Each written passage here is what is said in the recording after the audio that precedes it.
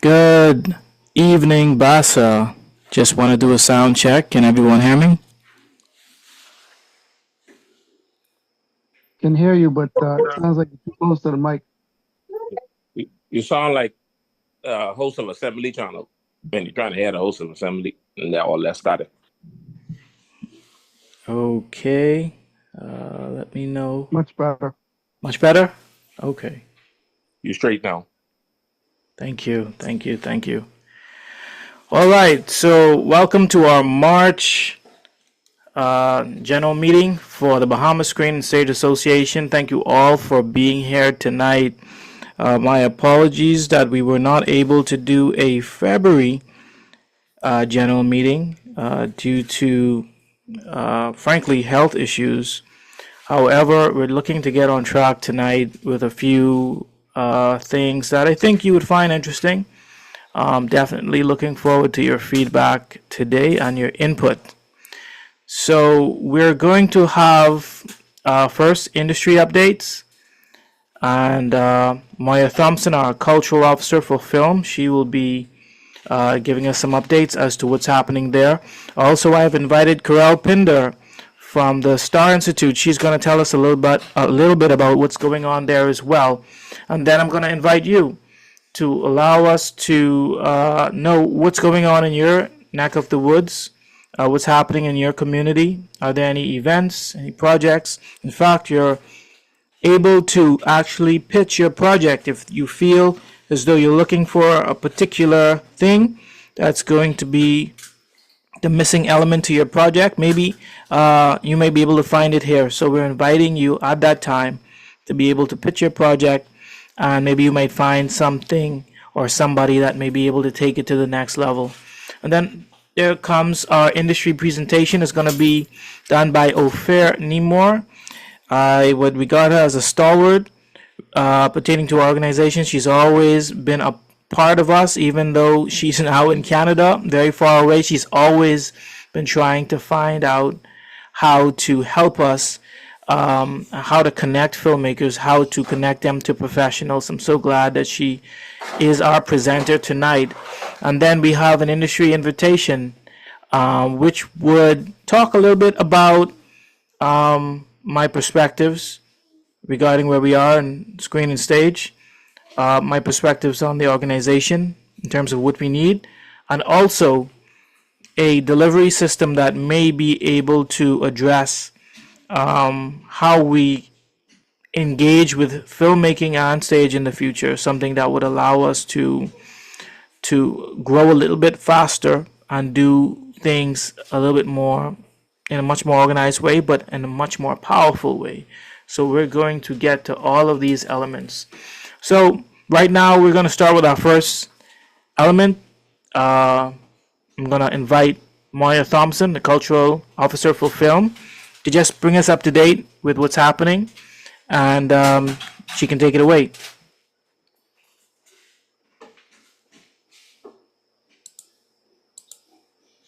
Moya, are you there? I guess we may have to buy some more time for Moya to enter the room. I guess until she enters the room, Corel is here. So, Corel, can you open up your mic? Tell us about what's happening at the Star Institute. Yes, good evening. Good evening. Thank you so much. I hope you guys are well. As he mentioned, the Star Film Institute, we are in our final weeks. For those who are not familiar with the Star Film Institute, this is our second year of premiering the Star Film Institute. And what it is we take persons who have an idea to create a film or create a stage play, and we help them take that idea from an idea to the page, to the stage, or the big screen. And this year we have a short film category, we have a TV series category, and we have a stage play showcase. And so that all happens at the end of the month. So it happens from March 26th to March 30th. March 26th to March 30th is the Star Film. March 26th to March 30th is the Star Film Weekend Showcase. And we have international judges who judge the competition. And so we will be static, I think. Hello? Okay. So yeah, so we will have four judges that are going to come down. We have two that worked with us last year, Kasim Reed, who's the former mayor of Atlanta, Georgia, Risha Archibald, who worked on Johnson's. And this year we have Felicia Pride, who wrote for Grey's Anatomy, Queen Sugar, and she's currently one of the producers on Bel Air, which is the remake of Fresh Prince.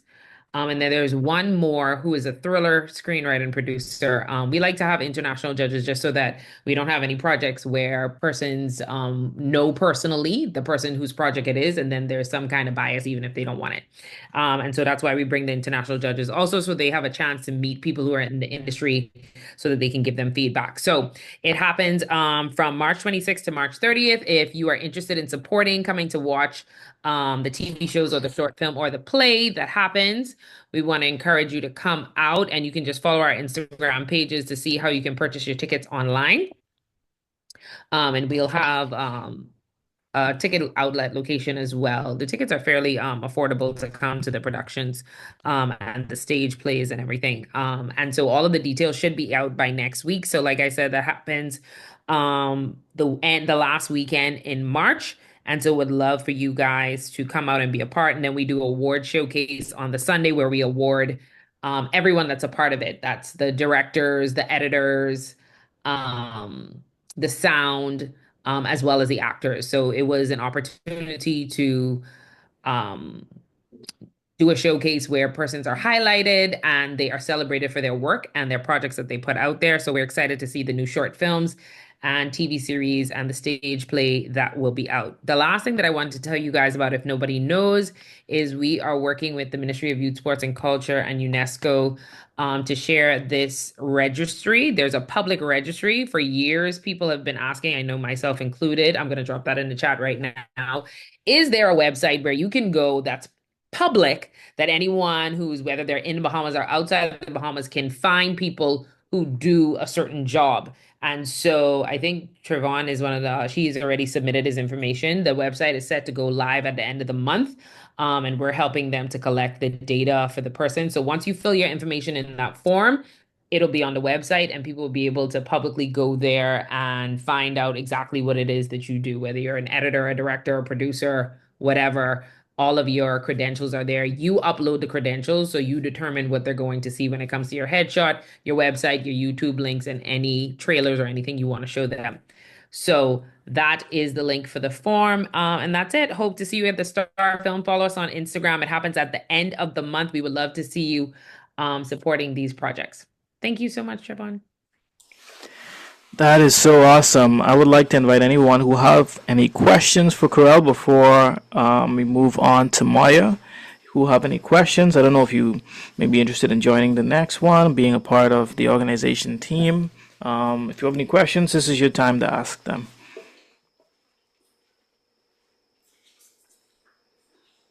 No questions, so I'm guessing that Corel, having done a great job as she always done, to just clarify everything and put everything out there. No one has any questions, and thank you so much. So we're gonna go on to Moya Thompson, our officer for film. In the, Sorry. Hey, Trevon. hi. So Can we're I gonna get go a on to few? you. If you I have was any asking, can I updates. get minutes, please? Because I just came from out. So I'm just trying to get set up. I wanted to open some stuff just to make sure I'm giving the right dates. Trevon, Okay, no I problem. I do have one more thing I wanted to say, so maybe that could give Moya some time. Sure. Okay, so I saw someone in the chat. Can you share a link to view the shorts online? So once we have finished, we will ask the finalists if they are open to having a private link for their films to be produced. One of the interesting things that we do about the Star Film is it's completely nonprofit, and the finalists completely own their content.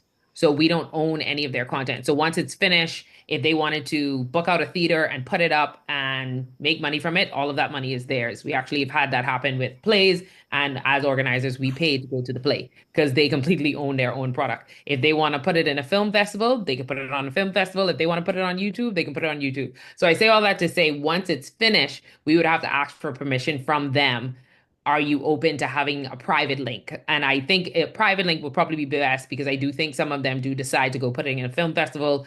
One of the winners from last year was in the Bahamas Film Festival this year. And that's the difference. We do not compete with the Bahamas Film Festival. We're complementary. We're just helping people to create a calling card or create a final product that they can either put in a film festival, put up themselves, or just use as their calling card to continue to get them more work.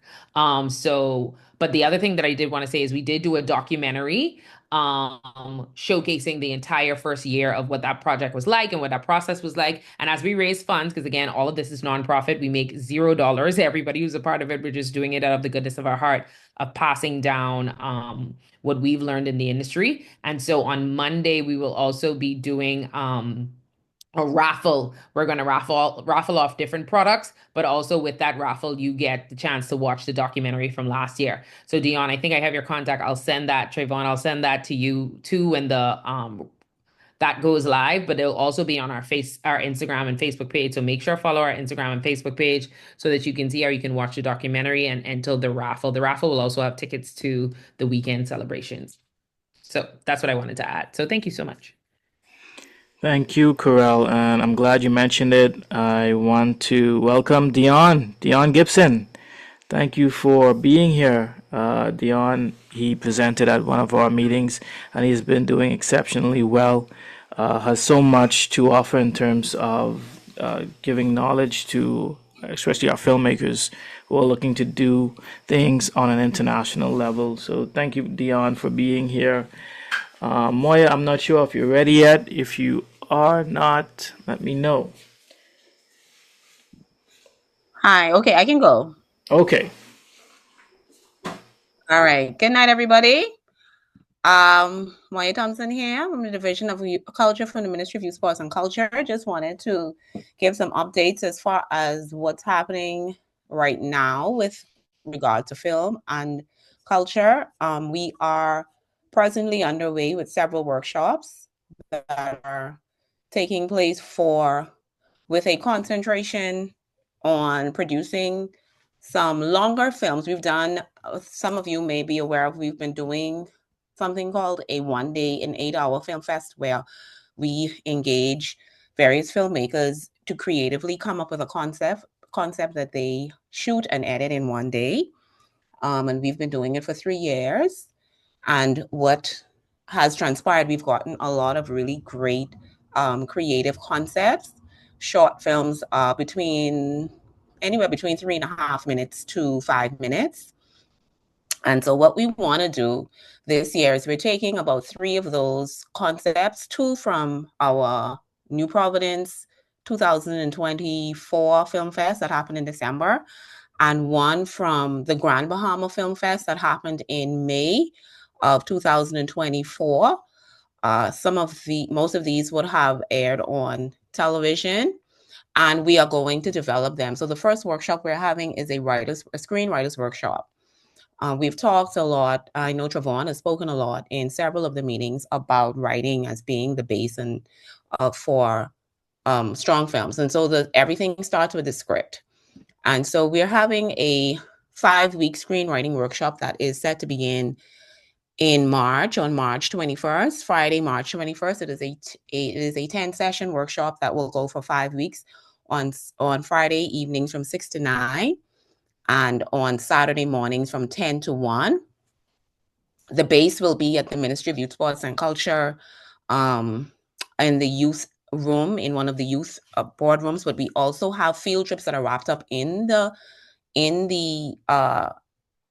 workshop. And so some we have different field trips at different places.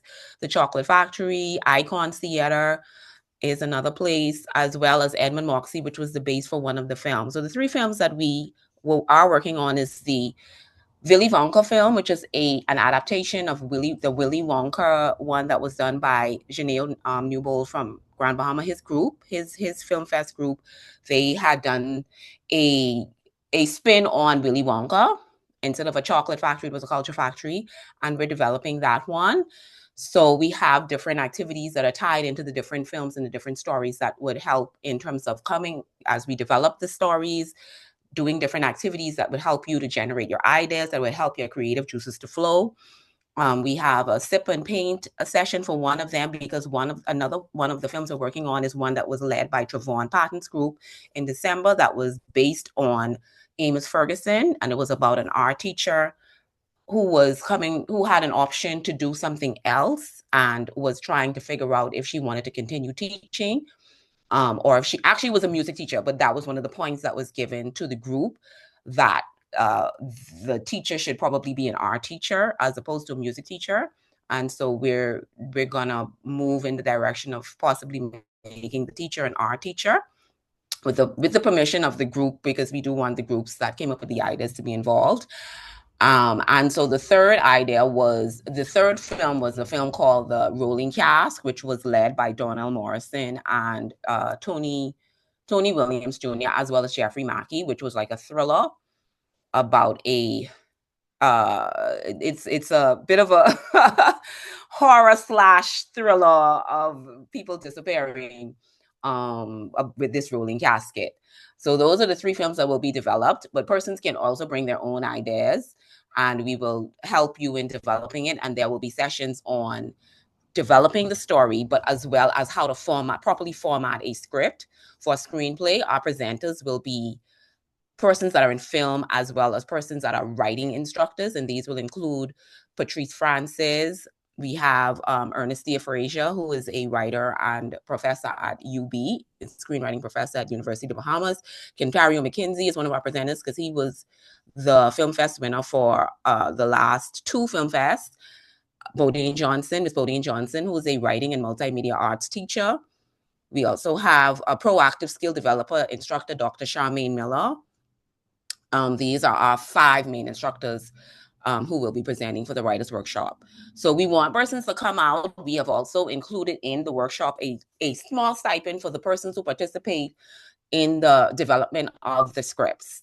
So we have it set so that you can learn, you can develop your stories under instructors, but there is a small stipend for those persons who participate in the development of the scripts that were just explained. And from that workshop, once those scripts are developed, then we will go into a production workshop where the ministry will fund the production of those films, and we will basically pay for the team to produce the film. And those who are interested in production, they may not be interested in writing, but if you're interested in producing and basically shooting and shooting the film, then those persons who are interested in that can do the production workshop, which will be later in the year, sometime between July and August. We also have some workshops happening right now in the schools, because it's National Arts Festival time. For those of you who follow the festival, there is right now it's happening in New Providence, but we also go to the Family Islands. And so we will also be doing some workshops in the Family Islands with different schools. I was supposed to be in Andros this week, but I had an emergency with my mom, who took ill and was in the hospital. So I had to postpone the Mangrove Key. It was a Mangrove Key Andros trip. I was working with the high school there and the primary school, and that will be postponed until a later time this month. But next week we will be working with Andros, some schools in Andros, to help them. There are different schools that would have submitted films in the National Arts Festival, and so we want to help them to develop their film ideas. And then the following week we'll be in Exuma. And the week after that, we'll be in Grand Bahama working with schools over there that have entered films and are interested in working. So for persons who are in any of the islands that I've mentioned, who may be a teacher or who may be affiliated with a school or know somebody who may want to partake, you can let them know to reach out to me, or you can reach out to me and let me know as well.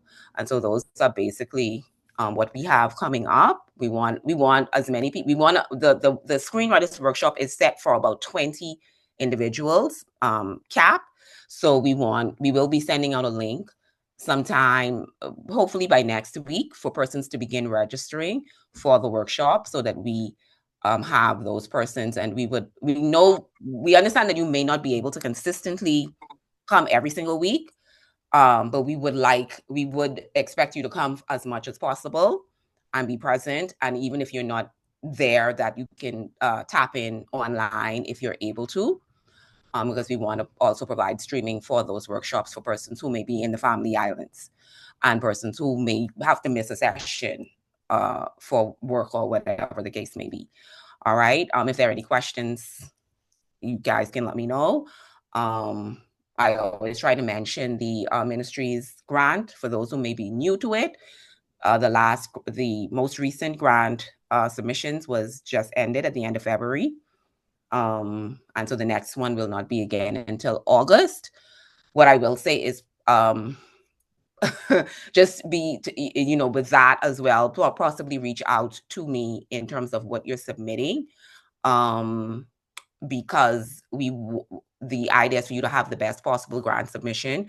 And so the project that you're submitting for, sometimes people throw together the application and it becomes clear when you look through the budget and when you look through certain things. Be very clear, have a very clear idea of what the concept is that you're doing, a treatment, some kind of synopsis, a trailer, if possible. If you're that far into the project, you have a trailer, a script, something that is demonstrative of you having a project that you're working on. And then also you want to make sure that your budget aligns with whatever the project is. And that is also clear cut in terms of what you're presenting. The maximum amount for grants is $5,000. The ministry has like a 1-year cap. So if you applied in August and received one, then you can't apply again in February. So we give it a year and a half, because we want to give other persons an opportunity to have access to the grant. All right. And so Trevon, thank you for the opportunity to speak. If anyone has any questions, you can always reach out to me. I can put my number or my email in the chat if anyone needs to reach out. All right. Thank you. Thank you so much, Moya, and definitely hoping that your mother feels 100% better. I know how that is. And everything that you're doing, we really appreciate what you've been doing for our community, strengthening our filmmakers, and bringing a level of cohesion as well, bringing a level of community.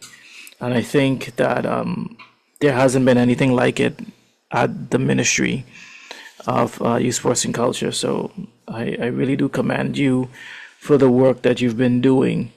I really do. And very good notes pertaining to some of the grant applications. I know that a lot of persons probably were trying to put it in at the last minute, and some may not have met the standards, but we keep at it. We keep at it, and of course, look out for those workshops. Writing is key.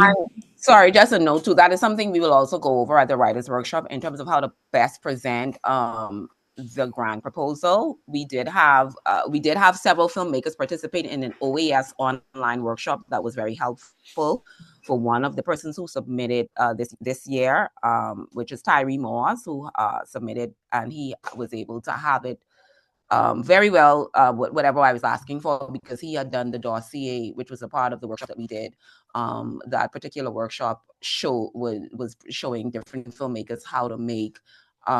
Tara was in. I see Tara here. Tara was a part of that workshop as well. How to basically set up your presentation to get funding. And so you lay out what he was able to do was lay out his characters, lay out his synopsis. He had his trailer.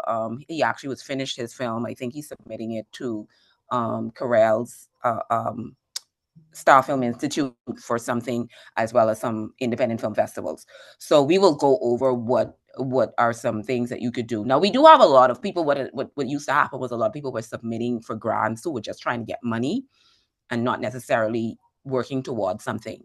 And so that's something that we are being very cautious of. Most of the persons here, I kind of know, and if I don't know, usually I'll find out, I'll reach out to the person to find out, what is your background. And I usually suggest having some kind of either YouTube page, an Instagram page, a Facebook page, or something that shows your work, or the work of the person that is filming for you. If you're not the person filming, the work of the person filming for you. If you're a person who's already done a project, and we are familiar with the project, that's usually pretty straightforward. So it's just a matter of making sure your documentation aligns with what you're presenting. All right.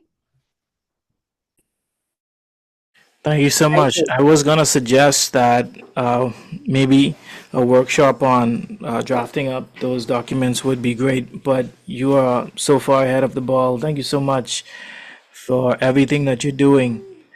I want to go on to other updates regarding our community. If there are persons that are part of plays, that are part of film projects, and you would like the community to know, please open up your mic and let us know what's happening.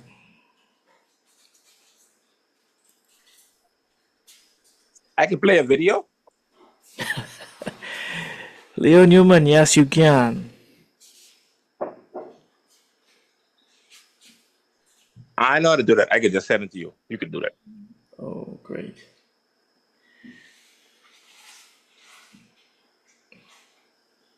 You don't know how to share? You don't know how to share your screen?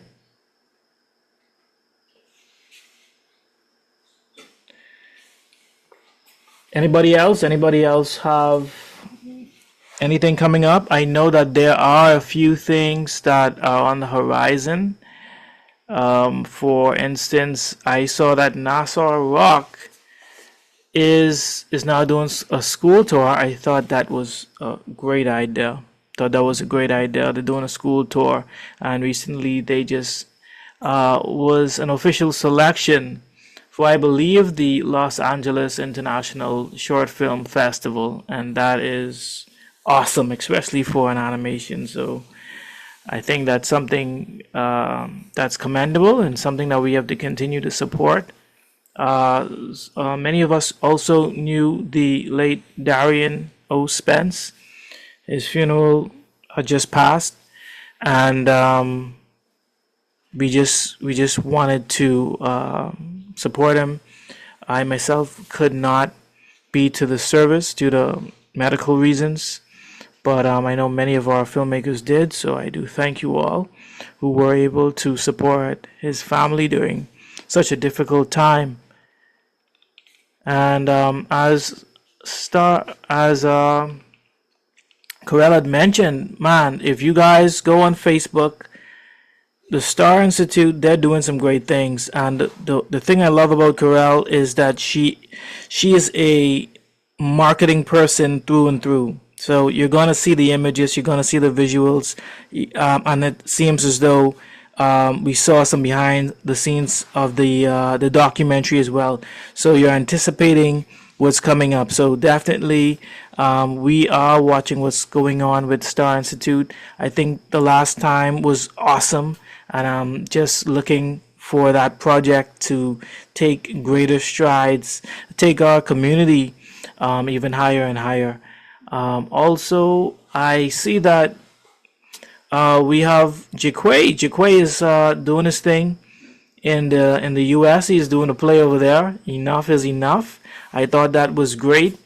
I know Dario Erics was partnering with Heath. I believe it's Heath Fowler Productions, I believe. And they did a production called The Devil Made Me Do It at, I believe it's the Atlantis. And it's great to see an entire cadre of actors. And these guys seem like they've been working together for a while, but I've seen some new faces as well. So I'm always excited to see new projects on the horizon. Of course, the Black Box is gearing up, and we had, I think we had a production, but now I think the Witness for the Prosecution is coming up. Witness for the Prosecution is coming up. Definitely want you guys to support them. That's March 27th to 29th, and I think March 30th to the April 6th as well. And Short Tale submissions, I believe, is still going on. So if you want to try out putting a script in there and seeing how well you do, I think you got until May either 16th or 17th. But I would say May 16th. So definitely see how you can get your script in if you really wanted to see it come alive on the stage.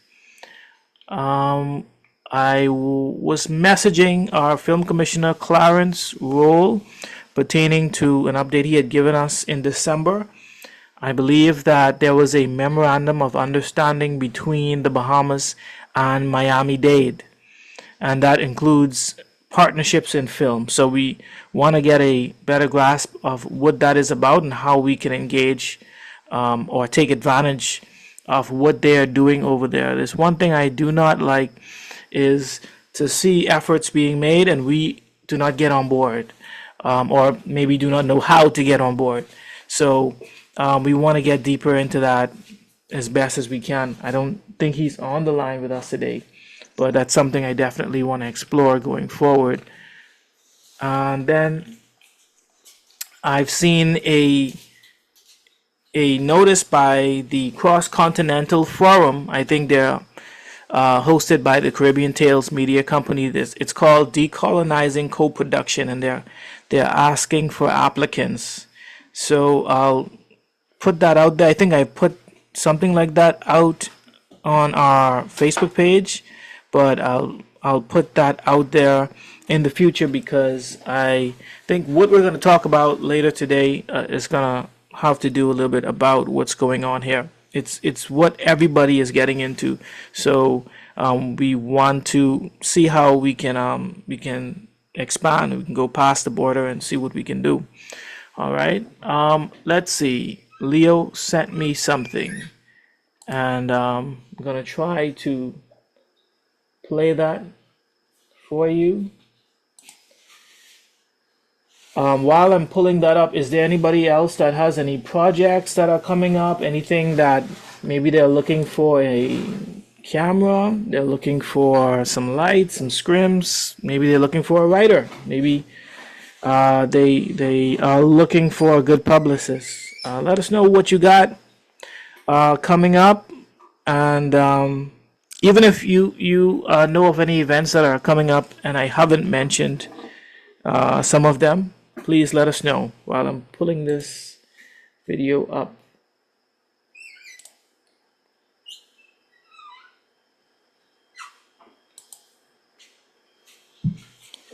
No one has anything coming up? Man, you guys gotta have something coming up.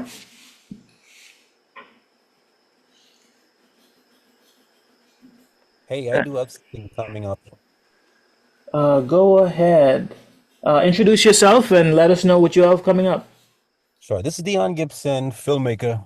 My team is New Vision Film. We have two projects coming up that we're planning on shooting in Nassau. One of them is a documentary rooted in Bahamian music, and the second is a feature called 7 Days in Paradise that I'm producing along with Jaquay and a couple others from the Bahamas. Wow. Yeah, and the documentary, we were looking for one producer for that, someone local, and also a producer for the movie as well. Producer, so keep your eyes out for me, guys. If you know anyone who works in the film industry who has the discipline, the drive to stick to a movie that may take, say, a year to complete, we need at least one person there, well, two there in the Bahamas who can help us walk us through and get us connected to the production crews down there, as well as some of the talent. We'll be looking for original music, Bahamian music, as well as Bahamian talent for the documentary and the feature. We are still in the beginning stages of it. We just finished, I want to say, the third draft of the script, and we're still working on the treatment for the documentary. As those develop, I'll keep you guys posted. But that's part of the reason I wanted to be a part of this meeting, wanted to reconnect with everybody and get my hands in here with everybody. And hopefully we can work together on something in the future. That is excellent, Dion. I thank you for keeping us in mind, and you got some projects coming here. That is great news. That is great news. And you're looking for two producers. I think that's excellent. Is there any particular qualities that you're looking for, expertise? We need someone who is connected with local filmmakers, cinematographers, location scouts, craft services. We basically need someone who knows the people, all the people involved with filmmaking. We want to bring some of our team over, but we also want to work with locals there as well. If that makes any sense. All right, that is awesome. And can you drop your information in the chat for anybody who Yeah. wants to reach out? Yeah, I'll put in my email and web address right here. Please feel free to reach out. And I'm guessing when you get further down the line, please let us know about the casting because a lot of our creatives are like, we don't know when things are happening. We don't know how to get involved in these things. So please let us know when you're casting. Absolutely, absolutely. I have a question. Is there a national database or any kind of forum that we can pull talent from? Because that's one of the things we struggle with. I always want to work with Bahamians, but it's hard finding the people who have the talent and drive to stay with a project for a full year. They're beginning to work on a registry at the Ministry of Culture, but it's something that we've always been talking about in terms of creating a database. And I've seen some things that some of my students have been working with and casting, and it's super efficient. Some online tools, and I think that is something that even tonight I'm going to be bringing up the need to become more accessible and to use 21st century tools to do so. Not simply because you know somebody, you get in a production, but to be able to have yourself out there 24/7 using online tools. Mhm. But yeah, culture does have a registry. I think tourism has one as well. But culture has one.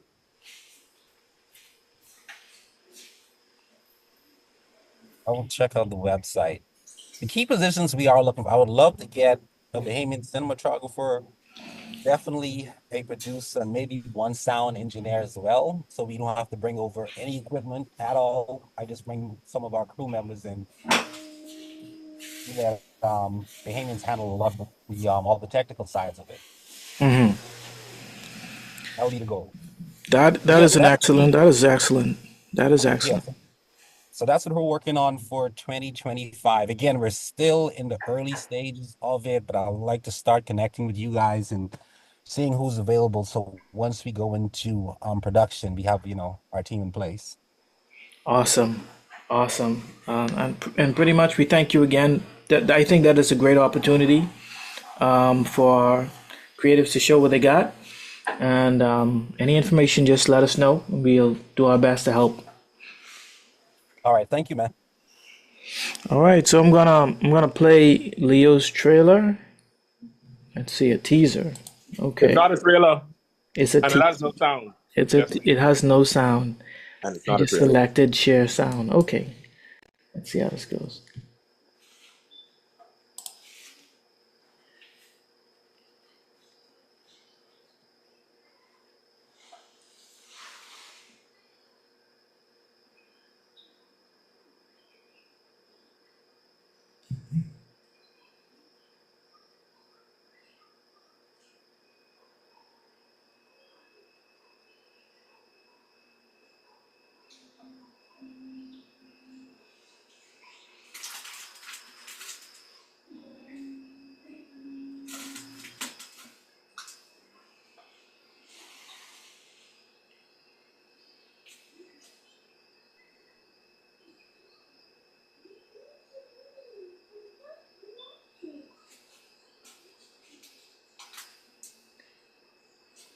Oh man. Leo's brought back the silent film, but I have to ask you one question, Leo. Did you do all of that by remote, or did you have an operator? No, I had an operator for the camera movement. But yeah, definitely not I think I remote. saw a focus puller in your hand, and I was like, "Hold on, what?" But Leo, tell us a little bit about what we saw. I mean, I can say a lot, but I want you to tell us a little bit about what we just saw just now. So we are in the process. That is a teaser, so it's not. We are in the process of opening a film production rental house called New Hill Cinema Rentals, and so we just got in. Um, a bit of our equipment. And so we just wanted to put it out there as a soft launch for persons just to, have those be able to go out on sets now. It's mainly lighting in that regard. I mean, we also have like follow focus and wireless video stuff, things like that. But like the larger items right now are our lighting package. So we have multiple aperture 1200 axis. So those are like very large lights for when you want to light something outdoors or outdoor, or you want to throw a light outside and shine it through the window and, get those big old, what they call God rays, things like that. So all the creative things that you might do in lighting and things like that. So yeah, just a small teaser for what's to come. Awesome. I want you to put your contact in the chat for anybody who may be in need of some lights. I think anyone who is very serious at visuals is going to be trying to hit you up, I'm sure, in the next couple of days. So put your contact there, put your number there, and I'm sure persons who are prepping for the next big project, they will be thinking about New Hill. And is there anybody before I move on to the next segment? Anybody else? Any other announcements?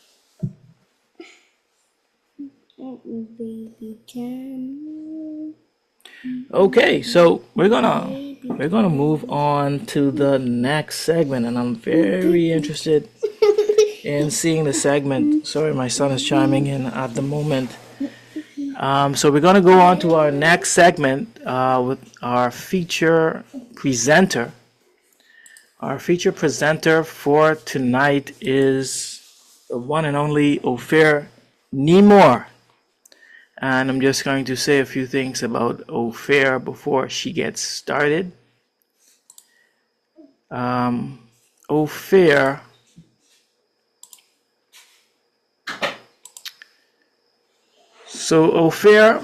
Neymour is a third-year film student at the Humber Polytech with a passion for storytelling that highlights underrepresented voices and explores complex human experiences. Serving as a GFSA student ambassador, Ophir actively educates peers on sustainable filmmaking practices, reinforcing their commitment to environmentally responsible production. She has worked as a sustainability coordinator on multiple student film sets, ensuring greener workflows and waste reduction.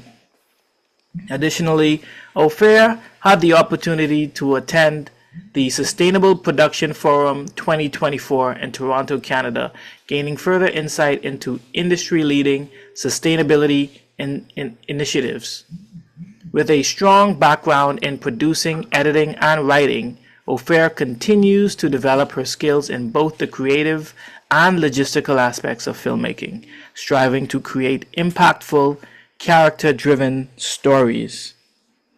So, Ophir, if you would open the mic, please. Hello, Trevon. Hello, everybody. How's everyone doing? One thing I will say about Trevon, he always loves to put me on the spot, so thank you for doing that. So just to give you guys a little backstory, because I never thought I would actually be talking about sustainability, but life works in mysterious ways. So my program introduced this new position called the Sustainability Coordinator, which is now becoming a common thing in the industry now. Last year, they introduced it to us for our capstones. And so I was inquisitive about it. It was a new position. So I decided to sign up for the position. And through that has led me to learning about how the film industry on the whole in Hollywood and Canada is making some very strong adjustments in how we produce films and how the productions need to be more sustainable. If a lot of you don't know, the film industry is one of the largest producers of unnecessary waste in the world, from construction costume materials and food, utensils, food service. Can anyone guess what the average TV show or movie, the amount of waste that they created? Just give a guess. Give a guess. Okay, no guesses? 240 tons of waste, which is equal to 19 million plastic bottles. So yeah, that's definitely a problem. So now because of this, the industry is now making a big shift to now educating departments on how they can be more sustainable. And that is being done now through the sustainability coordinator, which is now which is imperative on sets now. I'm going to talk specifically in reference to Canada, but I will include the US in that as well. So in terms of the Canadian industry, they're kind of leading the way when it comes to sustainability. Um, in terms of like, it is now mandatory that every production has a sustainability plan in place. And also when it comes to funding, applying for grants, I'm currently applying for a grant for a producer that I'm working with. And while I was applying, it was listed in the grant, what is your sustainability plan and how will this be executed? And so now you see that, it's becoming a thing and it's mandatory, and they want to know that productions are care enough about the world, care enough about being sustainable in their practices. Um, so there is this coalition that has been formed from big organizations within Canada, in productions, broadcasters, called the Green Frame. And so this coalition is being created to kind of harmonize and advance sustainability initiatives. So in this coalition is the Bell Fund, which is one of the biggest funders for Canada, the Black Screen Office, the Broadcasting Accessibility Fund, the Canadian Independent Screen Fund for BIPOC creators, the Canada Media Fund, the Independent Production Fund, and all of these are big organizations that do a lot of the funding for Canadian content. So if you're a producer over here, you would have definitely went through one of these organizations to get funding for a project. So I just listed off a little bit for you to be aware. And so many of the large production companies have established the Green Production Guide, which is a tool used to reduce the industry carbon footprint. Other projects have pledged to pay carbon offsets for their emissions. Anyone knows about the movie The Day After Tomorrow, which is actually a movie about climate change. They were the first one to do this. And now a lot of productions are hiring environmental consultants who come on set and they kind of advise on on waste reduction, how to use cleaner energy sources, and how to better incorporate sustainable practices. So Trevon mentioned that I am a GFSA ambassador. So I'm just going to give you a little bit about that. So the Green Film School Alliance, which it's called, it's actually an American organization. And now they've spread to other countries, and Canada being one of them. So it's an organization united to integrate industry-level sustainable production practices into film school programs, and they are committed to bringing common knowledge, standards, and tools to all institutions. This alliance is built around taking specific actions to reduce the impact of physical production on the environment, and a willingness to share best practices and a pledge to further sustainable initiatives at all schools. I'm going to list some schools that you may be familiar with that are part of this, which is the New York Film Academy, NYU, AFI Conservatory, UCLA, Vancouver Film School, along as my school as well.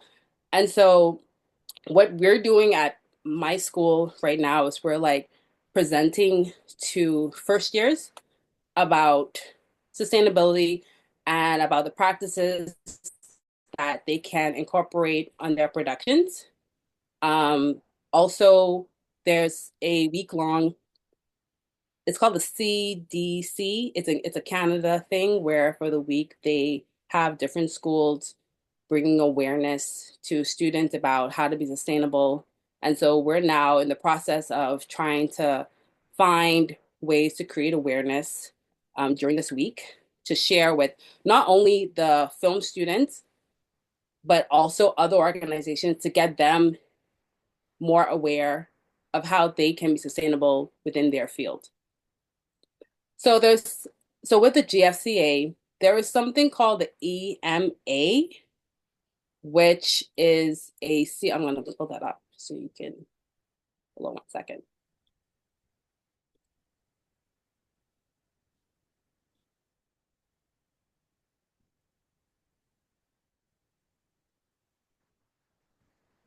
So basically, the EMA's goal is to provide a unified voice for the planet through entertainment, storytelling, and education.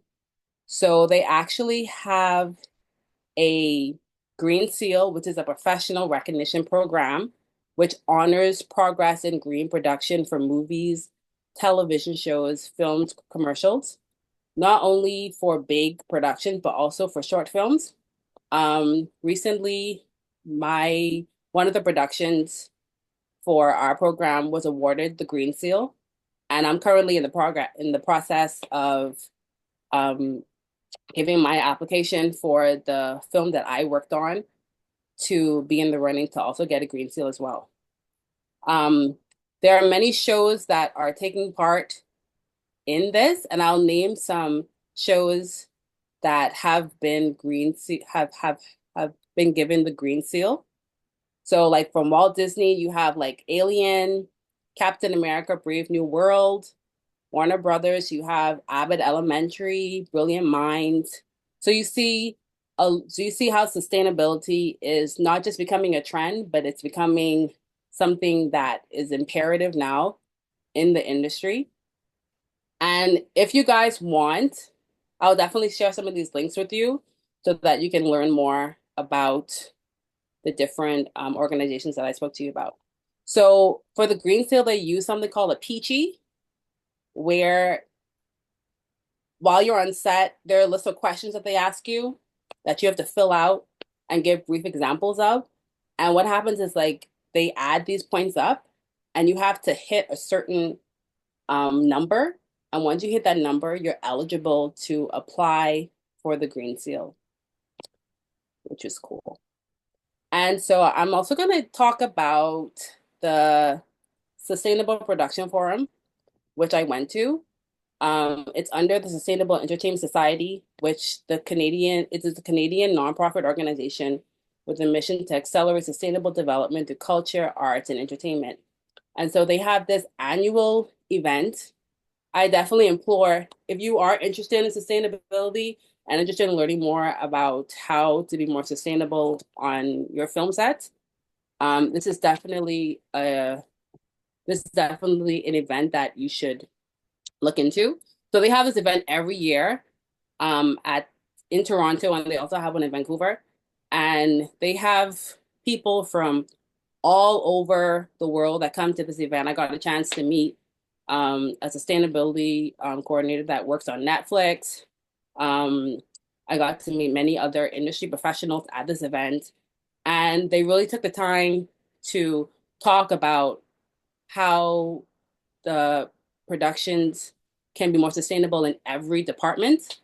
They also had scientists come and talk to us. There was one thing that stood out. There's this movie called Plastic People. I don't know if you guys know about it, but the director who did this documentary said that everybody has about 10% of plastic in their brain, which is crazy to me. And I think when she said that kind of really like put my antennas up on how important it is for us to be more aware of how we treat our environment, because it also affects us. And I can go on and on with so much more content as it relates to being sustainable. But I know I don't have much time, so I want to be quick and sweet with it. But just some ways that we can practice sustainability even on your sets, instead of using regular batteries, you can use reusable batteries. I think another important thing is proper waste management, which when I was working on set, I realized that a lot of people don't know where to throw their trash. So I literally had to like take things out of a different trash bag, thank God for gloves, and put them in another trash and like label, hey, the recycle goes here, organics go here, other garbage goes here, and what specific type of garbage goes in what. So I think that's important for people to learn because a lot of people don't know. I also took initiative in having, instead of the regular plates that would be used, I looked into like companies that source reusable containers. I met the manager of a company while I was at the conference, and I got a chance to email with her back and forth and actually have a meeting with her to figure out how we can implement her reusable containers with the project we were working on. Um, and even as simple as bringing a reusable water bottle on set can be so effective instead of buying plastic water bottles. Um, I've been on some big sets where they don't, like for example, Handmaid's Tale, where like there's no plastic bottles. Like they're very like bring your own bottle, bring your reusable bottle. And what we did on a production I was on that you know, as humans we forget. So for persons who forgot to bring their reusable bottles, we actually bought like reusable bottles for persons so that if you forgot, you have some on set and you can use that throughout the whole production. And then even like when it comes to generators, right? Because I know that electricity is like a big thing. Our carbon footprint is a big thing that is concerning with the film industry because we use it to for lighting, for electricity, for lighting, even for powering trailers. That takes up a lot of energy. So instead of using generators that are used by fuel, you can use generators that are powered by diesel. Also, we've been using like portable battery chargers. That's something that we did on the set that I worked on. We used portable battery chargers because we didn't have the budget for a generator in the first place. So yes, and also we've been using LED lights instead of tungsten. Making sure you turn off lights before and in between takes. Even when it comes to costuming, thrifting, a lot of big productions, they thrift a lot. And of course, minimizing the use of plastic on set. And there's just a few ways that your production can be more sustainable. There is also a resource called Albert, which is like the leading carbon calculator in the industry. And you can literally like calculate how much carbon you're using within this calculator. We didn't use it for our production, but we used Peachy instead, which is another option that is used in the industry. And so there's so many resources that can be found online to educate you more on, and I'll definitely pass on those links to Trevon and so that he can disperse them to you guys. But I think one of the steps that we can take is actually for sustainability in the Bahamas is just like advocating, having persons like talk about like what I'm doing right now, talking with you guys about and creating sustainable policies in the Bahamian film industry, educating filmmakers and the benefits of sustainability, and actually saves you money. Yeah. And I think there's nothing more than producers love than someone who can save them money. And you know, I think this is the start. This can be the start of sustainability being something that is imperative and that is needed and that can be a part of our industry in a concrete way and not just through me talking, but actually like us like actually putting actions and putting procedures together to make sure that even when productions come in from out of town, Canada also makes it where like it's mandatory for outside production that are coming into Canada. It is mandatory that they have a sustainability plan. And so hopefully this will not be the end of this discussion and that it can lead to bigger and better. And at the end of the day, we're not just doing this for, ourselves, but who doesn't want to live in a cleaner and better environment? So thank you guys so much for listening to my little presentation. And I'll pass it on back to Javon. Ophir, I'm so very proud right now. It was a great presentation. I'm gonna open it up to our creatives if you have any questions. One of the things that was running through my mind was like, is this gonna be like when they changed all of the plastic straws to paper? Um, But I do realize that this is something that we have to know something about, especially if we're going to engage the wider world, because obviously this is something important, and not just to meet investor confidence, but in terms of taking care of our own place, and I don't know, maybe we're ready for it. I saw a lot of persons kind of kicking up dust when Elon Musk landed the rocket off of the Exumas, and I figured that, well, I guess people still care about the environment here. So, if there are any questions pertaining to what Ophir mentioned, Earth-friendly productions, I think you mentioned the Green Frame initiative. Is it the Green Frame? You mean, are you talking about Green Seal? That's the initiative. But no, Green Frame is the initiative that Canada does. So like all of the big productions have like created a coalition, Hmm. where their job basically is to ensure that, productions in Canada are following sustainable protocols. So they meet a standard. They go by a score, I guess, from the questions they ask. Yes. Um, So mhm. so the fund that I was working on, like they have a list of certain sustainable actions, and you kind of have to tick which one you plan to implement into your sustainable plan. Interesting. That is interesting. Any questions? Any questions? Comments, guys?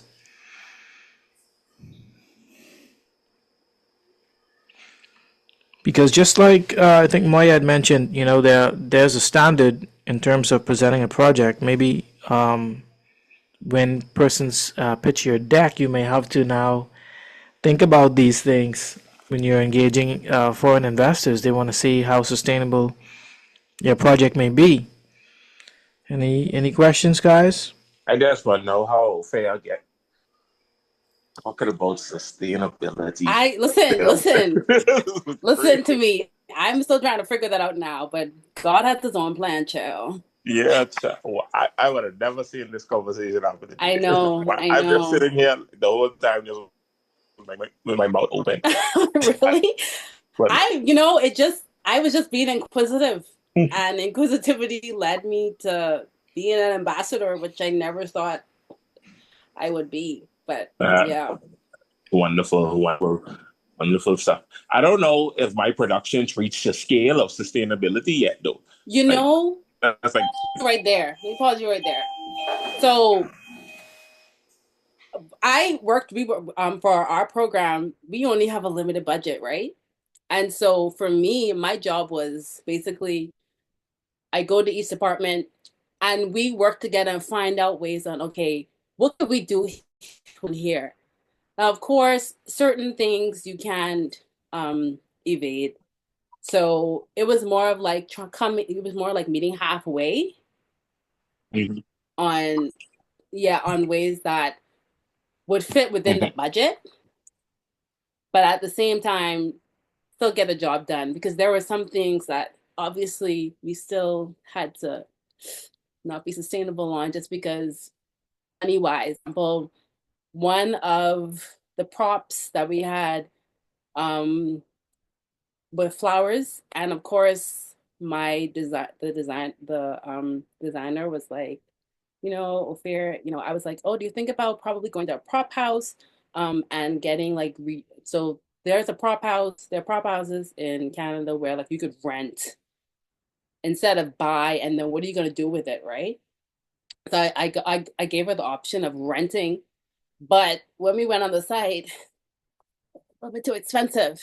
So we couldn't meet there, but we were able to find other ways where we could be sustainable. So it's just a matter of putting your heads together and like meeting halfway with whoever your sustainability coordinator is, whether it's you or one of your PAs. It's just finding a common ground where you guys can still get the job done. Yeah. I guess to add to that, what I guess would be the low hanging fruits of sustainability on set? Like, what is something that we could Okay, immediately consider? for example, probably buying like there are plates that are made there are like sustainable plates that you could buy. I know like for us, when I was talking with the company who does reusable containers, the price was a little bit too pricey. So what we did was Dollar Tree had some sustainable plates and we bought those. And also we actually bought like some not real plates, but we bought like plastic plates and I washed them. And like at the end of one production, we passed those plates on to another production. And that's another thing too that we did. So like whatever we had left over, like we had a lot of craft, we had a lot of even like a lot of reusable batteries. We had like props that another production company, I mean not production company, another project could have used. So we just like passed it along. So even doing things like that is being sustainable because it's being reused, right? So buying sustainable plates, having a proper waste bin, not putting recycled stuff because Bahamians we putting everything in the garbage. We don't That got shouldn't be the recycle. case. We don't got recycle / garbage. See, that's another thing too. So like even as a country, we need to be more serious about sustainability. Even as a country, that just shows that we have ways to go. So, I do think our government stakeholders can maybe benefit a lot from understanding that the world is going this way, and maybe there may be some opportunities for growing in this aspect if we're inviting Right. more films over. Right. Because even in Canada, they have even like regular houses, they have the garbage, they have the recycle, and they have the organic. And they will search through, and if you threw something in the garbage that didn't need to be, they will literally fine you for it. And they will fine you. So even though our government may not understand the importance of it right now, that doesn't mean you can't still do it. That doesn't mean you can't have a trash for organics. You can't have a trash for recycled, and then the only thing is where you can put it afterwards. But I mean, for organics, I know you have an Annie that it's collect organics. It's that collect like the food peelings and food. Because I mommy have my hot thing right there. So I mean, if you need a place to carry your organic, you could literally bring it to my house. My mom will love it because she uses that to make compost. Well, that's excellent. Maybe we can get Bamsey involved as well. We need to think about food security as well. Any more questions for Ophir?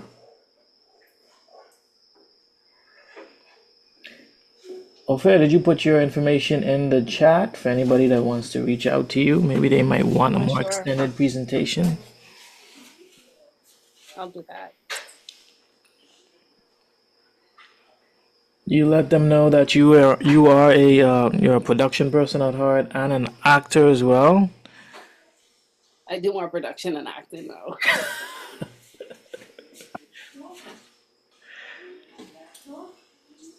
Excellent. Thank you so much, Ophir, for giving us such a wonderful presentation, and continue to keep us up to date with what's going on in Canada. For many persons that had attended our meeting, where we had the person who did the sound design for The Shape of Water, Ophir, definitely was our contact in making that happen. So we definitely want to thank you so much for always keeping our community in mind and always looking for ways to help us grow. Maybe if I get a job over in the States, I may try to pick up bottles or something like that. It seems like that's getting in vogue now. Bottle collection. So that sounds pretty good. And I see Dion is going to email you sometime this week. So that is Yes. excellent. You have some connections being made there. So thank you so much. So we're going over to our next item. If we don't have any further questions, we're going to our next item. Now I have to figure out where the thing is. So, okay, great.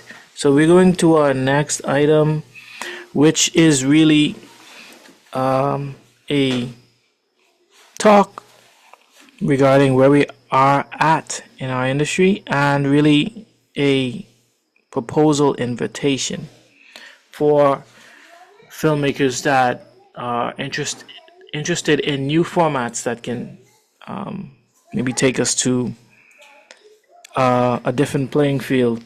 And I'm glad that Dion is in the house and other notable filmmakers are in the house where these ideas can be tested. So I'm going to share my screen.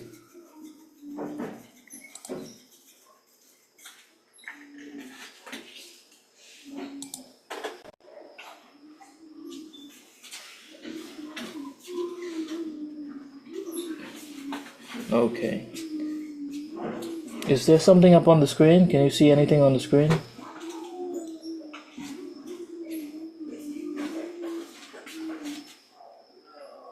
I'm not sure. Let's see. No, that's Leo's thing. So.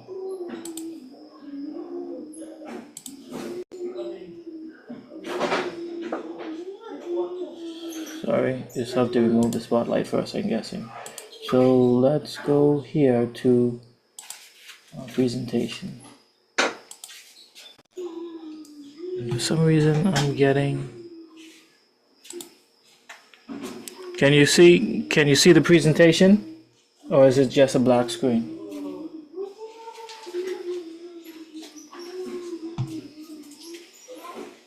Everyone can see the presentation?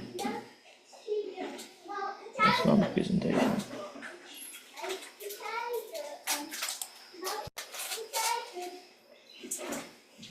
Give me 1 second.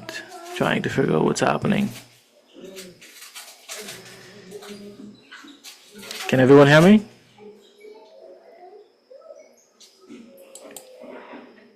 I can hear you. Okay. Trying to.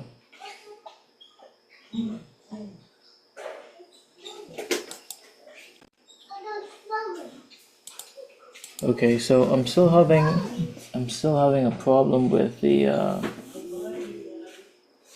with Leo's video wants to play again. I guess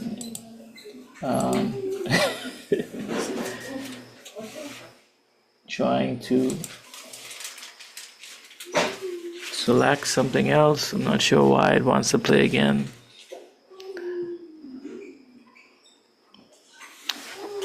Okay, maybe I'll open it up in something else.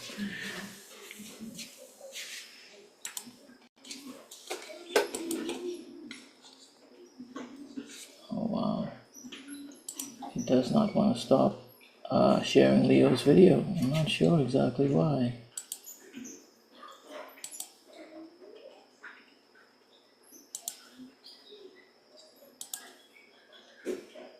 It's still sharing Leo's video. Leo, you have hacked my system with your video. What I do? I say you have hacked my system with your video. It keeps playing it keeps bringing up your video for some reason. But I'll figure some way around this in a second. Okay, so I'll just kind of talk it through. and find out what's happening here. So let's take off that, and let's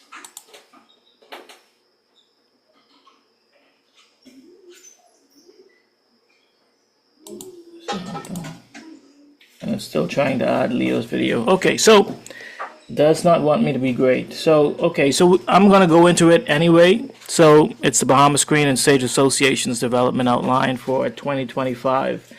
And pretty much what I want to talk about here is some of the strategic aims that I believe will benefit us most going into this year. And that's A, value attribution, B, organizational development, and C, community development. Now, I'm going to flesh out A and B for sure in this presentation because I think we definitely want to take things one step at a time, but we also want to be able to accomplish as much good as we can. So in terms of value attribution, I'm thinking about three things we can do.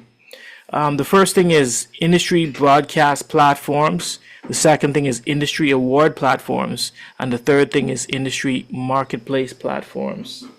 I really would like Leo's video to stop haunting my haunting this. And the thing is Leo's video is not even. It's not even.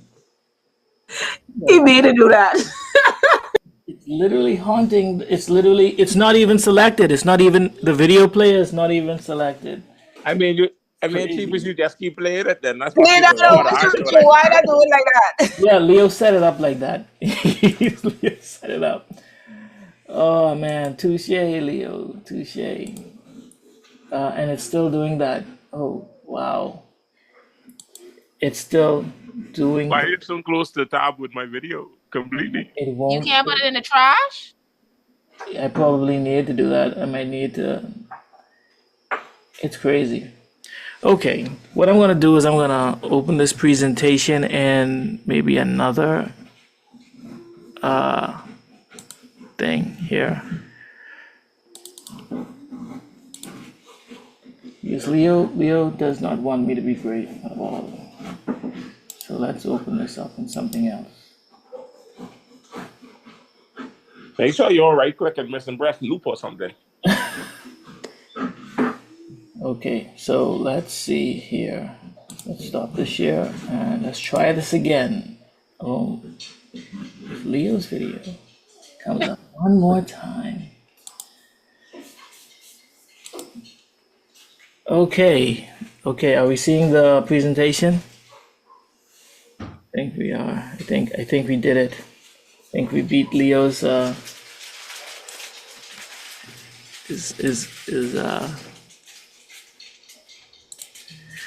I think we did it. Okay, everyone can see the presentation? Yes. Okay, great. So Leo's video was working with Google. Yeah, you paid them off, man. All right, so as mentioned before, industry broadcast platforms, industry award platforms, industry marketplace platforms, and our original plan, we definitely wanted to prioritize prize giving because we need to create opportunities in that form. But let's just get into what each of these things can look like after we go through what the organizational development looks like. We obviously have some things that we have to do. All right, there's some things that is still left to do. Our banking is still one of our greatest challenge, but I'm supposed to get some word this week back on that from Fidelity. Of course, we still have incorporated office fees climbing, and that's always going to be a part of our experience in terms of being an incorporated entity. And that brings us to BASA membership and fees. We need to be able to clarify that. What does that entail?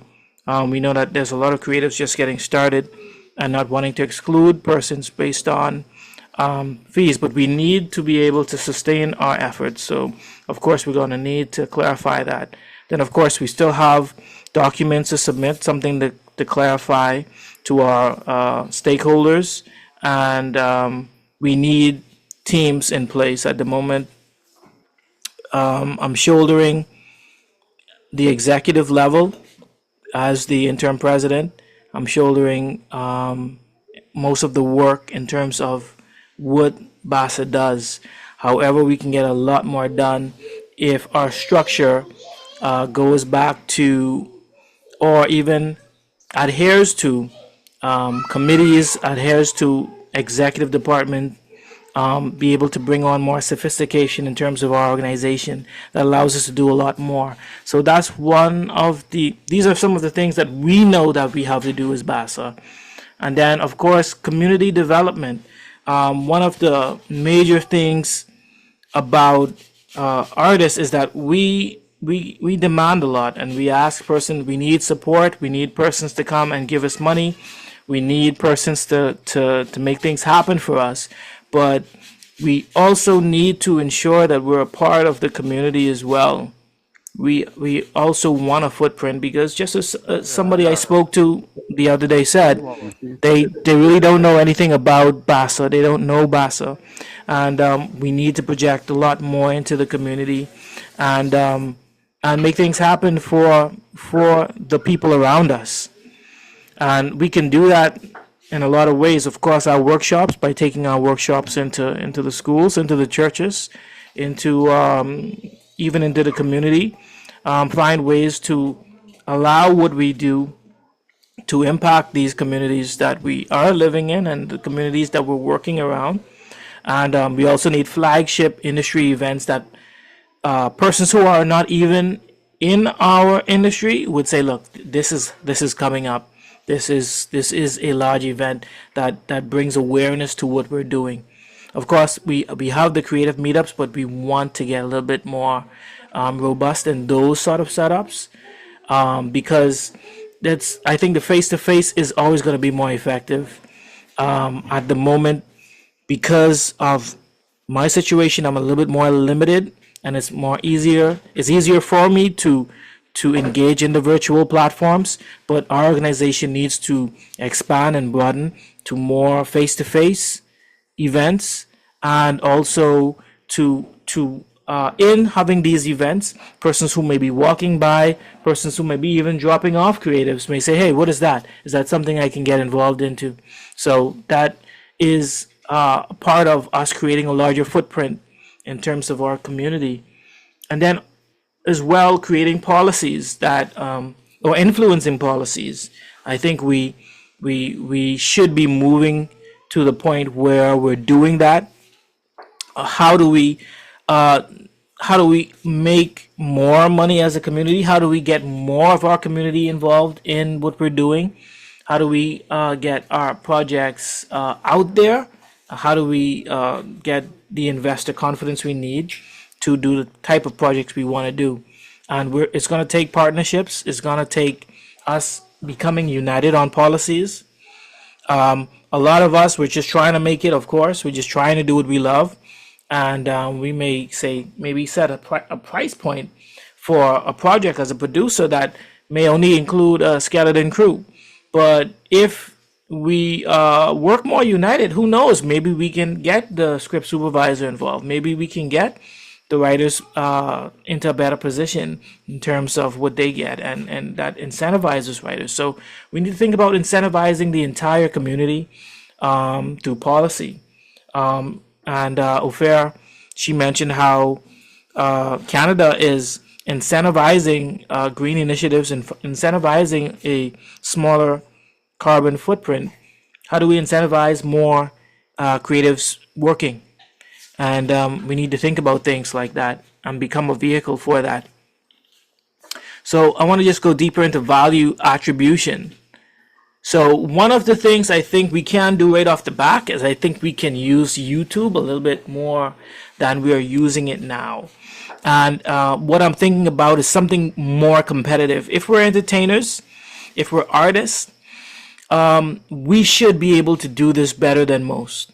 We should be able to do this better than most. There are a lot of persons that are doing maybe talk shows, interviews. Of course, we know when it comes to cable, our news and ZNS, they have nightly news and they have news talk shows. But in terms of entertainment, persons are going to their phones to see things that we do. So in terms of our content, why not collaborate, come together regarding putting together an actual curated YouTube channel where we can feature filmmakers, where we can feature members, where we can feature projects that are coming up, or even have partnered shows that give value to actors, give value, just like, late night shows, things where somebody could literally set it on YouTube. Every smart TV has it. You can go on YouTube and you can leave it there on a channel. It'll play out where you have these our content playing out. You can watch Bahamian short films. So it's not like you're giving out or you're giving away your larger film. If short films are calling cards, why not put all of our calling cards together and create a bigger profile for Bahamian filmmakers, make a bigger profile for Bahamian stage. I've heard so many of our stage creatives talking about nobody knows what I've done. I've done so many plays, and I'm encouraging even the stage community, man, record what you're doing. Do a lot of behind the scenes. We have to increase our profile, and that's the only way we're going to be taken seriously abroad or even being taken seriously nationally. We have to build up our own value, and I think we can do that using a curated YouTube channel, something we take seriously, something that that is featuring new persons, something that's featuring new content, and we are using it to increase our profile. And then let's talk about content partners. There are a lot of persons out there doing podcasts. I saw Kentario was being interviewed by someone who's doing a YouTube. I think they were doing a YouTube channel on Bahamians. And I think that if we can find some very successful partners out there, or even persons within our mix, maybe persons who are diversifying, this sort of cross marketing can help us to get the word out there. I think one of the major problems for filmmakers especially is that by the time we get out of post-production and we're getting into marketing, we're just kind of sending out a Facebook post, and then we're trying to get on the news, and then we're just trying to figure out some sort of way and hoping somebody sees it. But we need more tools, and we need to use established content makers that are already out there to increase our reach, to the demographics. Because the thing is that if Leo has put out a production, he's put out a ton of work, he's spent a ton of funds on that production, but you may say, look, I was involved in that production, but it still involves you, because if his production doesn't do well, that sheds a light on every other production. That sheds a light, because at the end of the day, it communicates to the wider community that we're not there yet. And in fact, it communicates to the wider community that we don't even take our own self seriously to support our own. And I know Moya had mentioned it as well. Look, there are things that are happening for filmmakers to get involved with. She has put even radio personalities out there as a chance for us to get on the radio, and a lot of us do not show up to these events. Each time a film event or a stage event does not look good to the public, it's gonna paint that light on everyone. No one is not gonna be affected because we're not that big yet. We're not that big for us to say, hey, oh, that's his event and not her event. It's like that. So we have to be thinking about partnering to get the word out there for every production, every film project, every stage project. We need to find ways, and I think podcasts are very popular. If we can cross market with some industry creators, and I think Maya has already started working with Jaquay, and Jaquay I think that was a pretty smart move. So I think at the end of the day, we have to start thinking outside of the box of what we have done in the past pertaining to reaching our demographics. And let's talk about our online development. Our social dynamics are rapidly changing. So we're on Facebook right now. We're on Facebook, but we know, if we're honest, our young people, let's say if we want to get more young persons, they're not there. They're not on Facebook. They saw their parents join Facebook and they moved somewhere else. So Instagram, we're not there. I think President Trump is trying to sort out TikTok, but a lot of the gravity has shifted, and there are even more platforms out there. I think Bodine had mentioned another platform out there that I had no idea was in play. So we want to now think about getting on those platforms where we can reach the people that we want to reach. We want to reach those emerging talents out there, and we want to bring them in. And we want to get our website back in place as well, because some people may be on Facebook, some people may be on Instagram, but if we have a website, everybody can get on that and engage at the same level. So we want to see if we can rebuild that, and we can get things like what Dion had mentioned, being able to reach, find talent, find people, have a website where that database is in place. And then thinking about industry award platforms. We know that we've seen the Icon Awards, and some filmmakers have made it in there, right? I think that Vince McDonald, he's done an award show as well. I've seen a lot of filmmakers included in that as well. But what we don't have is our own award platform, our own industry platform. A lot of persons would have been tuning into the Oscars, would have tuned into the Globes, but we need our own industry platform because we're so diverse. We're so there's so many roles that play a part in the success of a film, and I think those metrics allow investors to know the potential of a creative. So we want to see persons winning awards for editing. We want to see persons getting best actor, best supporting. We want to see screenwriters winning awards, because the award shows that have been done in the past, they're focused on the big names.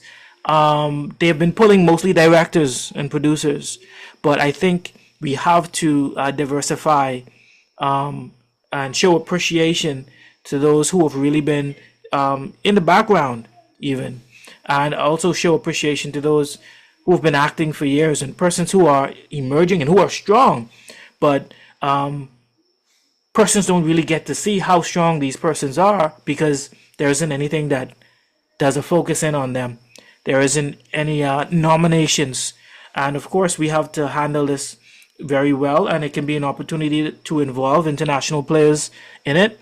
And we've had the Bahamas International Film Festival, and it has done a great job in terms of exhibition, the Island House as well, in terms of giving Bahamians a screen to be on in front of international guests. But we need something that grants, that gives prizes for exceptional work in pieces, in certain pieces that are out there. We need that. I think those metrics are gonna be key. When I was doing projects in Canada, and also even putting in an entry for Wikipedia, persons were looking for metrics. How many award shows in the Bahamas have you been in? Categories, what have you won in? We don't really have that infrastructure, and I think that's something that we need. So that's something that we are going to be working on in the future. Then, of course, we need an industry marketplace. Dion touched on this as well, and I think what the Ministry of Culture is doing is going to be great as well. But I'm thinking even larger. We need something that incentivizes corporate deal making. We need something where you can get the tools that you need right away, whether that's the cameras, the equipment, the music, the set builders, venues, post-production facilities. Sometimes it's just so hard to get something made over here simply because you don't have that connection. You don't have that connection, and not everybody's online. I know that there was somebody, Mr. Jolly. He was making sets for somebody else I knew, and I didn't even know that that's something that anybody does over here. So we need to find a way how to get everybody in one place, their rates. So when you start to put your budget together and you put it before an investor, it's something that is it's something that's it's realistic, and you have a great idea as to what your upfront costs are gonna be. And even if it allows for deal making, I think that's something that we should be open to. But we need to create workable business frameworks that incentivize creative projects. And right now, if somebody from France or Spain comes here and they want to put a production together, that's a very hard thing to do. I think maybe a few persons who have their websites going maybe are able to be found. Actors, screenwriters, persons who do music, I'm not sure. So we need to try to find out how to get that going. So going deeper into organization. So our organization in 2024, we wanted to say by the beginning of the year, we were going to expand our partnerships. We wanted to have a prize fund somewhere in the middle of the year and then have an award ceremony by the end of the year. Now it's 2025. And that really lends to the fact that we need the structure, we need the committees that can work on these different facets that we want to accomplish. And I think the more the merrier. The more people we get on these projects, the faster we can get these implementations in place. And then, of course, we have stated that we wanted to try to accomplish maybe in a 20-year span a sustained industry, something where persons can see this as their not just their 9 to 5. They can do what they love full time. They can do what they love full time. We have the infrastructure in place. We have the sound stages in place. And we're going. We have more than just one feature coming out, or 1 or 2 features coming out of the Bahamas a year, or at least if they're coming out, they are big players in the international market, and we want to get there. But of course, everything takes steps. So of course, we want to start with our incentives. How do we incentivize productions? And then we need the infrastructure. Is there a place that can churn out editors and be a post-production facility for maybe would you call it a series? Because of course, putting together a series is no easy task. You want to do that the same way you do a movie, you're going to be in trouble. So how do you now put a number of editors on a project and strike a deal pertaining to that? So we need those infrastructures in place. We need a sound stage where a lot of persons are working, and you may work at the bank until about 4 or 5 o'clock. You want to be able to say, look, I'm able to stay at this complex and knock out productions maybe from 5 o'clock to 11, 12 o'clock, and then not be a problem with the neighbors calling the police and saying they're making too much noise. We need a facility. We need facilities and infrastructures that can allow us to do this at a more in a better way. And then of course we want to become a brand. I think Travolta had mentioned at one point, I believe he mentioned Bahama Wood. But at the end of the day, we can come up with the names, but we still have to have the projects to back up the name the brand that we're going to have. And then of course we need all of our brand. What does that entail? What is our look? What do films coming from the Bahamas look like? What can they expect from us? When you think about Bollywood and when you think about Nollywood, you have kind of an idea of what you're going to expect, even though it may be very diverse.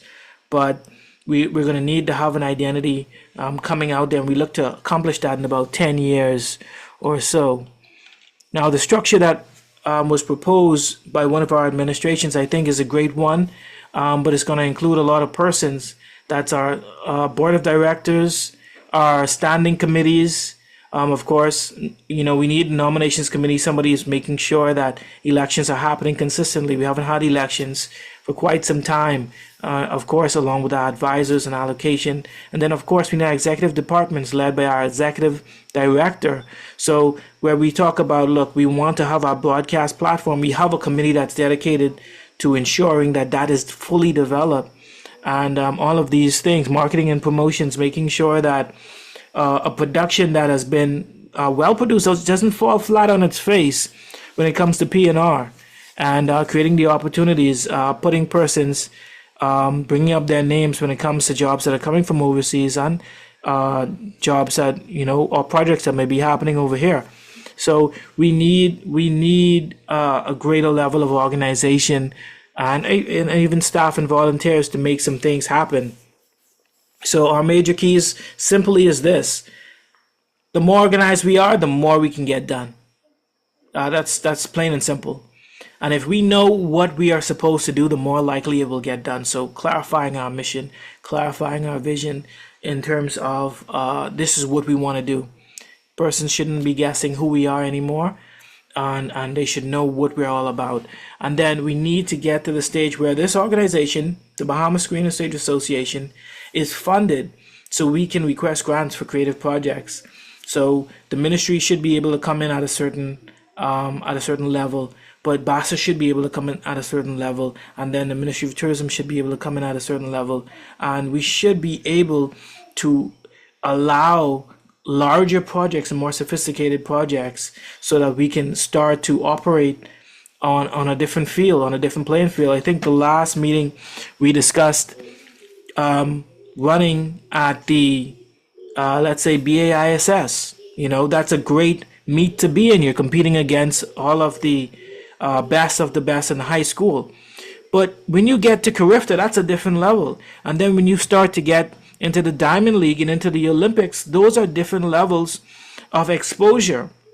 And I think we need projects that can get to these levels of exposure, like the Sundance, and start to hit those circuit levels and start to really get into the magazines and draw attention to what's happening in the Bahamas. So I think we've been doing something. We've been doing what we can, but I think if we shift our format, we're going to be able to do something a little bit different, and that's what we're going to get into right now, pertaining to the invitational. So that's pretty much integrations, and that's what I'm talking about here when I'm talking about invitationals. So I'm going to start off like this. We can see here the major U.S. film companies, right? Warner Brothers, Universal, Disney, Lionsgate. These are big names that we all know about if we're in film, right? But then these companies are making all of the money, right? Some huge figures. Some figures that I probably can't even call out correctly, right? So it looks as though these companies are doing it all on their own, but they're not. All right? We see other smaller companies, right? You see Village Roadshow Pictures. I'm sure you would have heard about Bloomhouse, Fox Entertainment. So these smaller companies would kind of show up like this. So you have the bigger company, right? And then in association with such and such, right? So this is an integrative model that allows for the success that you're seeing here. That's why they're making all of the money, because they're able to do it more efficiency. They're able to do it with more efficiency. All right. And that's where we're getting into co-production and joint ventures. So we know when a film company is in association with another film company, it means that the two companies are collaborating. That reduces responsibilities, that allows one role to be done correctly, that also spreads out the financial burden, that allows for specific expertise, it allows for better resource management. So a lot of benefits come from co-production. But the thing is, are we using these formats in terms of what we're doing? And of course, what I mentioned before, the things that we all deal with: lack of funding, right?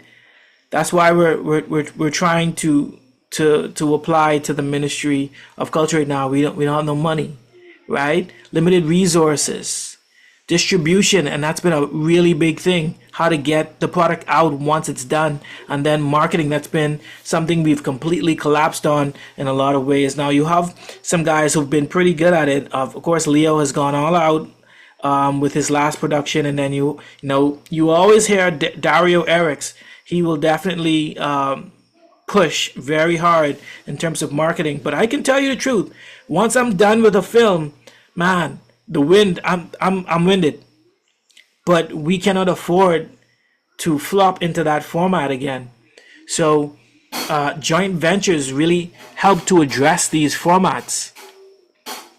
So when it comes to co-productions, of course we mentioned here shared credit, right?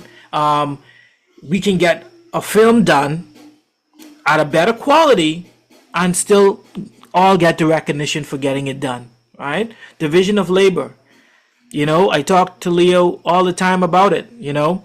Will you ever see yourself in a position where you're not the person operating the camera? Will you be able to be in a position where you can solely direct, maybe solely be director of photography, be able to really curate your art? But a lot of us do everything, do it all. And I think that's good and bad. In this sort of format, it may be good because we can, in terms of a joint venture, fit into any of the roles that are needed. So that is the good thing. The bad thing about it is why aren't we doing it? All right. And then, of course, the financial benefits.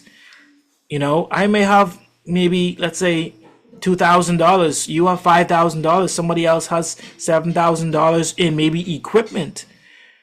And these things may allow a larger budget film to be created. So it allows us to compete at a different level. And then, of course, international collaborations. I'm sure you have all seen it at some point or the other. Indian actors in Nollywood films, and vice versa. You've seen these co-productions and cross marketing of the competing markets out there. So I think these are integrations. I think they can be useful for us as well. Can our structures allow us to pull persons from markets that we're targeting, maybe Trinidad and Tobago, maybe Haiti, maybe in the Caribbean region, maybe persons, if we're talking about sustainability and we're talking about even climate change, partnering with somebody who's famous in the Asian market, who's maybe in New Zealand or maybe in the Philippines. Who knows? But we have to get ourselves in a position where we can do that and we can leverage that, because we end up merging two large markets.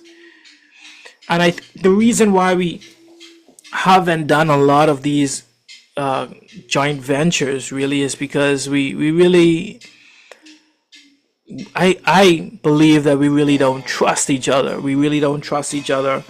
A lot of persons feel like maybe they're going to carry more of the weight. Maybe they feel as though this is their idea and they want to see this idea happen. And they would rather just go through with the entire process than to bring somebody else on, because that person isn't going to do it the exact way they want it to happen. And I think we have to get past that point. And how do we get past that point comfortably? I think I found something that can help. It's called a special purpose vehicle, SPVs. I'm not sure if some persons may be familiar with SPVs, but it's a legal entity that allows a specific or often temporary project, in this case a film, or maybe a stage project, and it allows for this entity to manage everything. All right, so you should be able to know how much you put in. You should be able to know what you should be getting out, and you come to an agreement with that, and it's basically like a syndicate. And that I believe is what is missing from the industry today. We in the United States, you have a lot of these companies. They come in, they are mainly the organizing party. They're dealing with the accounts. They're dealing with the investors. They're dealing with the art direction, ensuring that marketing gets the biggest buck from whatever they can get. Getting those product placements and all of that stuff, ensuring that the names and faces that are on the production is gonna sell, and is gonna ensure that the best team, director, photography director, and that team is great. So they they're pretty much run as a studio, and they manage the financial risk. They manage all of that. They handle that. While the project can be focused on by the creatives. Really and truly, a lot of us, we don't like to get into the organizing part of it. We don't like to get into it because we're artists. But this is what we're missing. But when it comes down to trust, I think that SPVs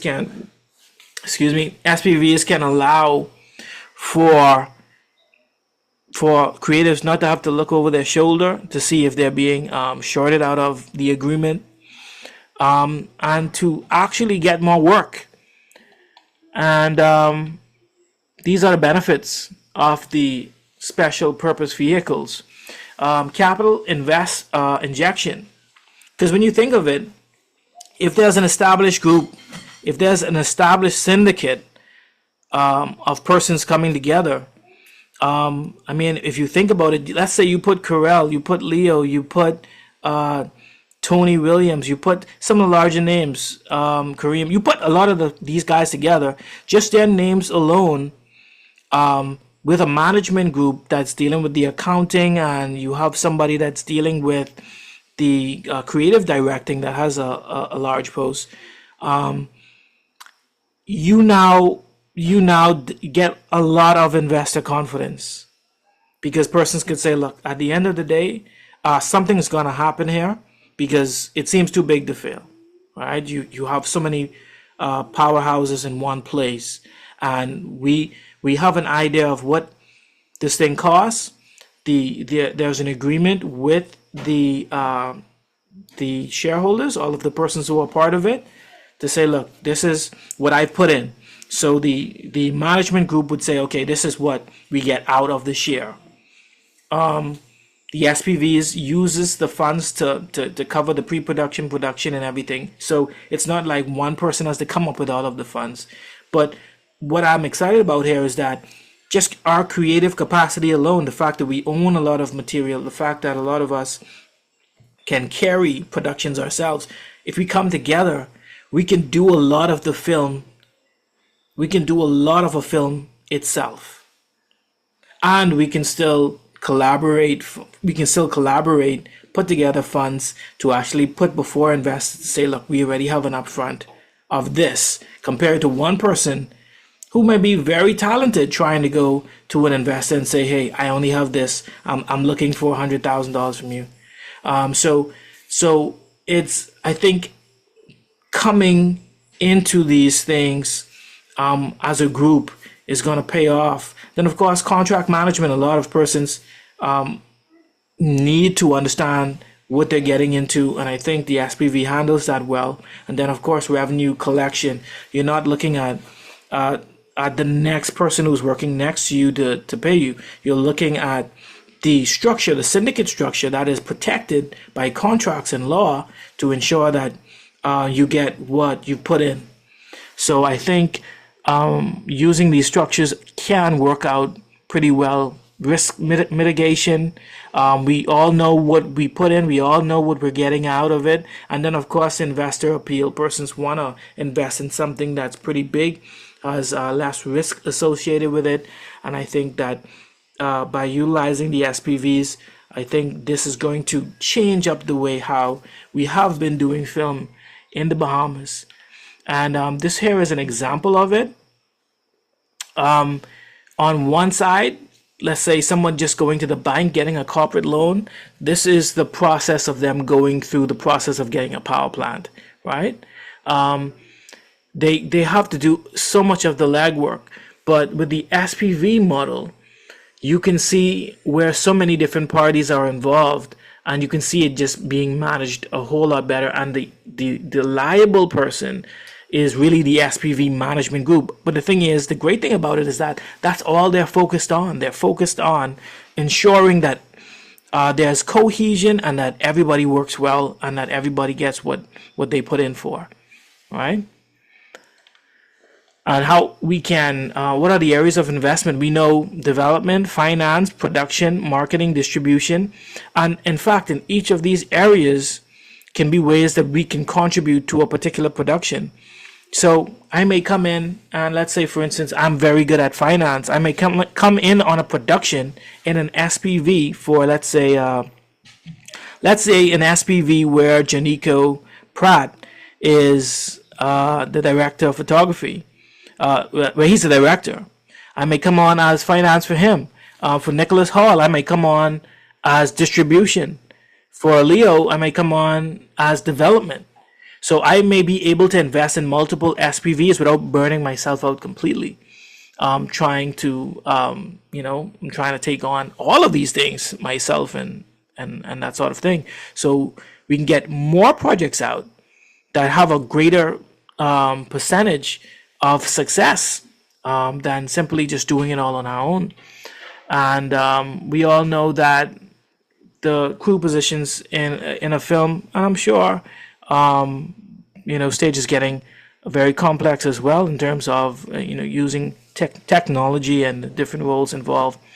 But we can even invest on a smaller level, persons who want to come in accounting, persons who want to come in as directors, catering, props, that can all be equity that can be involved in the process that can get a payout. But I think that role or using those formats will be great in the future. And just as Ophir mentioned, pertaining to the score, when you look at the questions that are being asked pertaining to getting an earth-friendly production. I listened to these guys from Slated, and they have some software that allows persons to be able to operate SPVs well. And a lot of persons may ask, who gets to decide which script is produced? Who gets to decide who's such and such? And what these guys have done is they had a scoring system. And they had a scoring system that allowed for particular products to show up on the investor radar faster.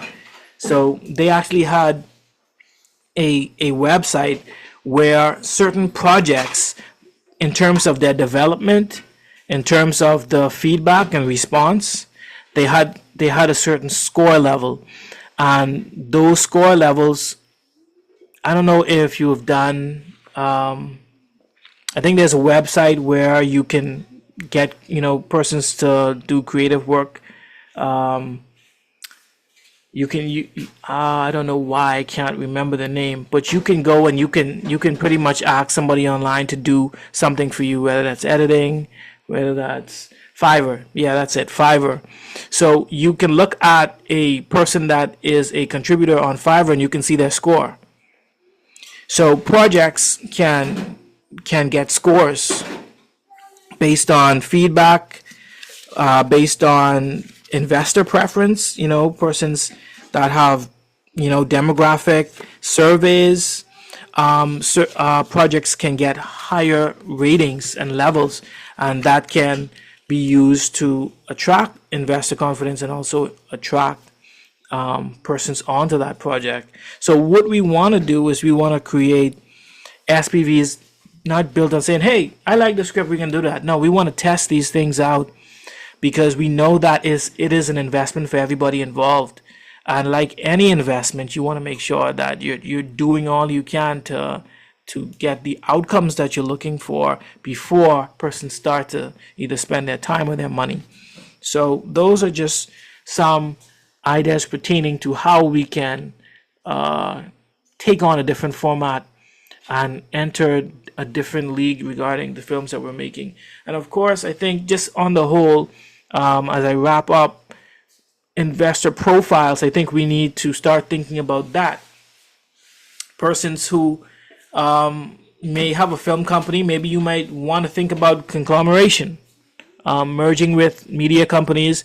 Maybe you may have somebody like TNT Productions working with no budget, and maybe you got a cooking show going on, and that cooking show is picking up revenue that your film can't pick up, like you can't pick up easily, like using spot ads and product placements that you can use in those shows, but that show is helping to fund your film. Using those sort of diverse setups. Also, there's vertical integrations, and I see Leo is moving into that vein where he's now moving into a rental house setup, although he has a production company. So merging those facets, I think, is something that we want to be taking a look at now. And then, of course, synergy. How do we combine different media entities to leverage cross promotion opportunities? So that's, whereas right now, for instance, we don't have a late night show where we can feature our talent on, that can promote even upcoming things that are coming up, that can promote the next Shakespeare in Paradise production. We have to rely on shows that have already been created by on ZNS and that sort of thing, and then that comes with a cost for the visibility that you need. So by partnering with somebody who wants to do a talk show, the film community can find even greater ways to actually promote their own productions, and I think it's a win-win. So in terms of the invitational, as it concerns BASA, our special project really this year is to see how we can create a few SPVs, a few studio-like setup. I would say studio-like setups. Maybe about at least 3 of these projects. We want to see if we can talk with persons from the business community in terms of assisting a few persons who would want to come together to create a project, so that we can walk this process through and see how we can actually test this out in real time. So we want to see persons who may be interested in that. And then we also want to find those persons who are doing those sort of conglomerations and vertical integrations. We want to find those because these entities are much larger. We want to work with them because they're definitely being able to take on multiple tasks, and they're going to definitely be the sort of infrastructure we need in the future. And then, of course, we want to advance these infrastructures. I think the more organized we can get, the better. And it's going to create more partnerships. It's going to create more completions, and it's going to allow greater investment. If you had to spend your money on a film project, would you say, look, I'm going to throw it all in on one person? Or if you see a group of filmmakers come together and they got things organized on the financial side, are you going to throw your lot in with them? And I think I'll throw my lot in with the person who is better organized financially and who has who has expertise doing less things on a particular project. So that is the invitation. If you have any questions, I definitely would like to take them. I know we've gone very much over time, but I'd like to find out what your thoughts are on the whole presentation, especially the special purpose vehicle, and if you think this is something that is feasible going into 2025 and beyond.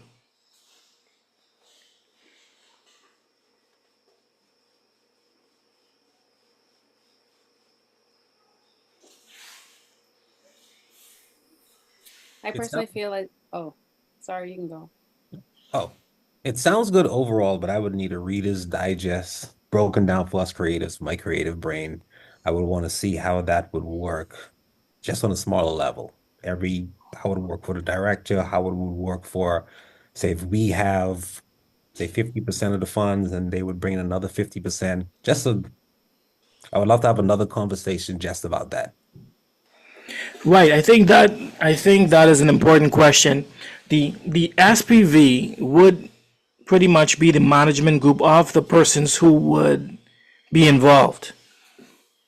So, from what I understand, if you're coming in at a certain level in terms of the value of your project, let's say you direct at what 60, let's say if you do $60 an hour, or maybe you do a day rate, and your contributions on the project, you have a certain price. So this is the value that you're coming in with, right? The writer may come in at a certain value, and the SPV would be able to say, okay, I note all of these values coming in. So in terms of what we're able to get out, is going to be based on what's coming in, and you would be ensuring that a lot of the things that you do have to pay out pertaining to the production process, the pre-production process, and all of that coming together, you would take care of. But one thing that you wouldn't have to do is outside of something structured like that is okay. Somebody, you're relying on somebody that's actually maybe doing the editing or doing the directing to then decide how many what persons get, because there's a group assigned to that, that's mostly financial, and that's mostly to ensure that whatever agreements are made are kept. So it's pretty much, it's in a way like having a legal team and an accounting team together to ensure that a larger project happens faster. But there are a couple of models on YouTube if you want to take a look at it, of SPVs for film. In fact, it's a pretty big trend right now in terms of getting films up faster. So definitely I'll put that in the chat as well for one of the things I've seen. Thank you, man. I'll look out for it. All right, Rob, SPVs. Sorry. Leo, can I go? Because yeah. For who was the parent company to the SPVs? Would it be BASA? No, BASA wants to see these sort of tools used in the community. So we wouldn't necessarily handle being the SPV. So let's say, for instance, we take a model. Let's say yourself, Dion, Leo comes in on a project. You're the major project, right? So maybe Dion is pretty much leading it in terms of the investment, in terms of the investment capital, and he's the major. He's the universal, and you guys are coming in as associated productions. So the SPV is going to take, okay, this is your agreement, this is how much each person is putting in, and that can happen between you three. And there might be another three persons, Kentario, Janico, and maybe Nick Hall, Nick and Tara, and they're going to be working on a project, and they are going to implement an SPV by putting in someone who is overseeing that process, overseeing the agreements made between you three. They're overseeing what each person is putting in terms of value, and the agreements in terms of what each person expects to get out of it, and also ensuring that the project timelines are being met. So so as to ensure that the investors are happy, and they'll be on the investment side, they'll be pushing things as well. So they would be trying to also focus on the funding, find the funding for what is needed, because between the three of you guys would kind of come up with what this film is gonna cost, what is my contribution to it, and then outside of you guys are gonna need to hire more people. So one of you may not be able to do that, but all three of you may be able to start off initially paying persons, and then of course, because all three of you are in this agreement, you attract more investors who want to see that there's something structured and put together to allow this project to work out, because they at the end of the day want to see their investment return. Okay, so Basa would be the overseer of this. BASA would be promoting, I would say, the creation of SPVs among filmmakers. So I'm hoping that we can see the different film groups, different film companies that are in play right now. We see Dario. I think Dario just finished working with somebody recently, but we want to see maybe about three companies maybe coming together, and an SPV being created amongst those three companies. So although so almost like an umbrella company, almost a parent company for the film itself, but it's not something that's there forever. It exists as long as the project exists. This question may be kind of off the topic of the SVB thing. So for Basa, I would see Basa as like kind of a union type of thing, right? Where it protects its artists, and is that what you guys are going for? That is that? Well, BASA is an advocate, and we advocate for what's going to help filmmakers, what's going to help stage creatives, and what's going to allow them to be their best selves and to get more projects done. Yet to allow creatives to see their goals fulfilled.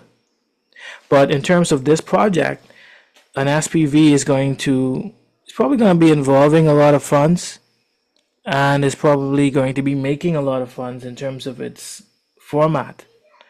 So with us being non-profit, I don't know if we can be personally involved in an SPV, a special purpose vehicle setup, but we can incentivize it. We can incentivize those partnerships, and we can say, look, there are persons who may be interested in launching projects using an SPV, but they don't know how.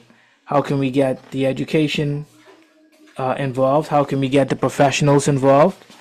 How do we get the professionals who are non-creative involved? Because we may want to say, look, this SPV structure is involving maybe a creative director, maybe it's involving an accountant, it's involving maybe somebody who's on management. So it's operating almost like a studio in a way, but it is pretty much managing the production for you, but they're not in charge of the production. You guys are. They're just the managing group to ensure that nobody is blindsided by anything, and to also to improve the profile of the organization, so that investors can say, look, okay, this is something that seems a little bit more reliable, something that seems like it's gonna bear fruit, because there's a lot of big players involved in it, and I think what a lot of the U.S. companies have been doing, as aforementioned, they get people involved, they get other companies involved, and you try to figure out how does all of that deal making happen? Somebody's managing all of that. And I think by using the special purpose vehicle, we can manage it, protect everybody, make sure nobody gets ripped off, make sure that the project is meeting its deadlines, and then when the project is done, that SPV can be liquidated, because at the end of the day, what can probably take on that structure is, if you're thinking about royalties and all of that, maybe the SPV can exist for that, just to make sure that everybody is getting that as a timely thing. But they're not in charge of you. They're just managing. They're just helping to manage the project. Okay. Got a question for you. oh, Go ahead, Ophir. One more question. You talked about like making sure that like persons aren't getting ripped off. Did you ever think about probably like incorporating like some type of pay scale where it's like this is the industry standard of how much this person or this person should be paid? You can't go below this, but you can start here and it can be negotiated or something like that. In terms of our overall, some of our overall aims, it is to kind of get an idea as to what are the pay scales. We want to kind of get an idea of that, I can because send go on. I can send something to you Yeah, from yeah, that would be great to yeah. get some information, because I know some of our creatives have been talking about undercutting and that sort of thing, but I do think deal making is also important, because there might be different objectives for a project. For instance, let's say you, Dion, and Leo, you might not be looking to necessarily make $1 million from this. You might be looking to maybe recoup what you put into the project, but you want to get into Sundance because you want to increase all of your profiles. And you know that by working within by you three working together, it's gonna make that happen. And then SPV would allow your unit to actually be a lot more effective, because you're not thinking about managing this process. You're thinking about doing what you do, whether that's directing, whether that's bringing all of the resources and equipment, whether that's maybe being an agent for the all of the actors and dealing with the catering. You get to focus on what you do after you've agreed to what you're putting in and what you're getting out of it. Right, I agree with that. And there are like tiers that you guys could create where it's like if somebody's coming in with just a $50,000 budget, there's like a pay scale for that. If somebody coming in with like a 3 billion or $500,000 budget, there's a pay scale. So there would be like tiers to it, if you understand. That would have been because we ran into the same issue, I want to say about a year ago. We tried to shoot two scenes in Nassau and we got wildly different prices. We needed I want to say a day, maybe a day and a half for filming. We were quoted $32,000 for the 2 days of filming in Nassau. And it was so outrageous. We ended up shooting the scenes in Tampa. We ran a resort there and we flew Quay to Tampa to shoot his scenes. And yeah, we actually was able to purchase a new camera to shoot those scenes. So I think the whole thing came in at $7,000 in total versus the 32. And on top of that, man, it was pulling teeth trying to find cinematographers. So we had to go to someone who knew someone who knew someone who knew someone who knew someone to get people. And thank God, man, Jaquay, he connected us with and we were able to work with him. He connected us with Cachet. We were able to work with her and a few other people. But thank God we were able to connect with him because we were getting to run around and $32,000. That was the third of the budget for two movies that we shot last year for about 75, two movies for $75,000. And like I said, $32,000 for a day and a half. So things like that. My question was, is there something in place like this already? Have you guys started submitting scripts to this? Because what you're saying is making perfect sense. And one of the reasons why I jumped on today was to be a part or join something like this for one of our productions that we're filming in Nassau. So if it's not in place, I would say this is something you guys need to jump on. Yeah, we first of all, I apologize for all of the creatives out there that you had to go through that. That is something that we definitely do not want. We want to encourage persons like yourself who is bringing productions down to the Bahamas to have a good experience, and we need to get some things sorted out, right? And I think that once we organize BASA to that level, I think we'll handle that very quickly. We want to know what persons are expecting in terms of pay scale, what production budgets may look like at certain levels. And then we also want to have an idea of what sort of deals can be made because, yeah, I may be, for instance, let's say if I have a day rate of maybe $800, let's say if I have that day rate as an operator, camera operator, right? Now I may be able to say, look, is would there have- an incentive that You would have allows me? gladly paid $800. Gladly paid $800 because we pay our guys in Tampa $1,000 per day, but the prices we got were uh, it was a challenge. Yeah, and I can see why you're looking for a producer who kind of knows their way around, but we need to make that easier for you and make that easier for anybody else who really wants to use Bahamian talent. And see that's the thing. Bad impressions can really kind of cost the entire community. And so we need to get on the ball in terms of addressing that. With the SPV, definitely making a safe place for people to work together. I think that's what it is. It's really a safe place for those sort of interactions. Because I asked the question last time, why aren't we doing a lot more collaborations? And it comes down to of course, we wanting our own projects out there, and then of course trust. But I'm thinking that we can live in a world where we can work on multiple projects and have multiple streams of income coming back because this thing is operating at a different level. It has a higher chance of getting into places that you can get returns, or you can at least build up the value for the next project that's coming out there because now you're on the radar. All right, and you wouldn't have been on the radar by yourself because you would have dropped the ball somewhere if you're doing everything.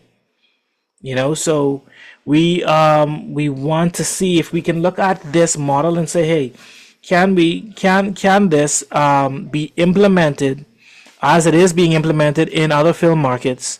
Can we get a marketplace going where we can find actors and we can cast from our bedrooms? We can go out there and we can find people and we can cast from our bedrooms. I've seen some of my students from New York Film Academy, they're doing that. They put a whole cast together and they can choose those persons. And I'm like, look, that is the future. In fact, that is there now. But we're just catching up. And I think it's groups like us that have to make that happen. So there's a lot of work for us to do. And we need as much persons that can come on board to allow us to do that.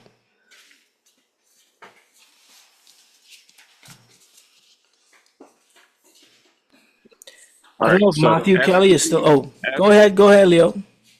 So SPV is, sound like a great idea. My question is, do they cost some money to start? Are they legal in the Bahamas? Like, how do you actually start one in the Bahamas?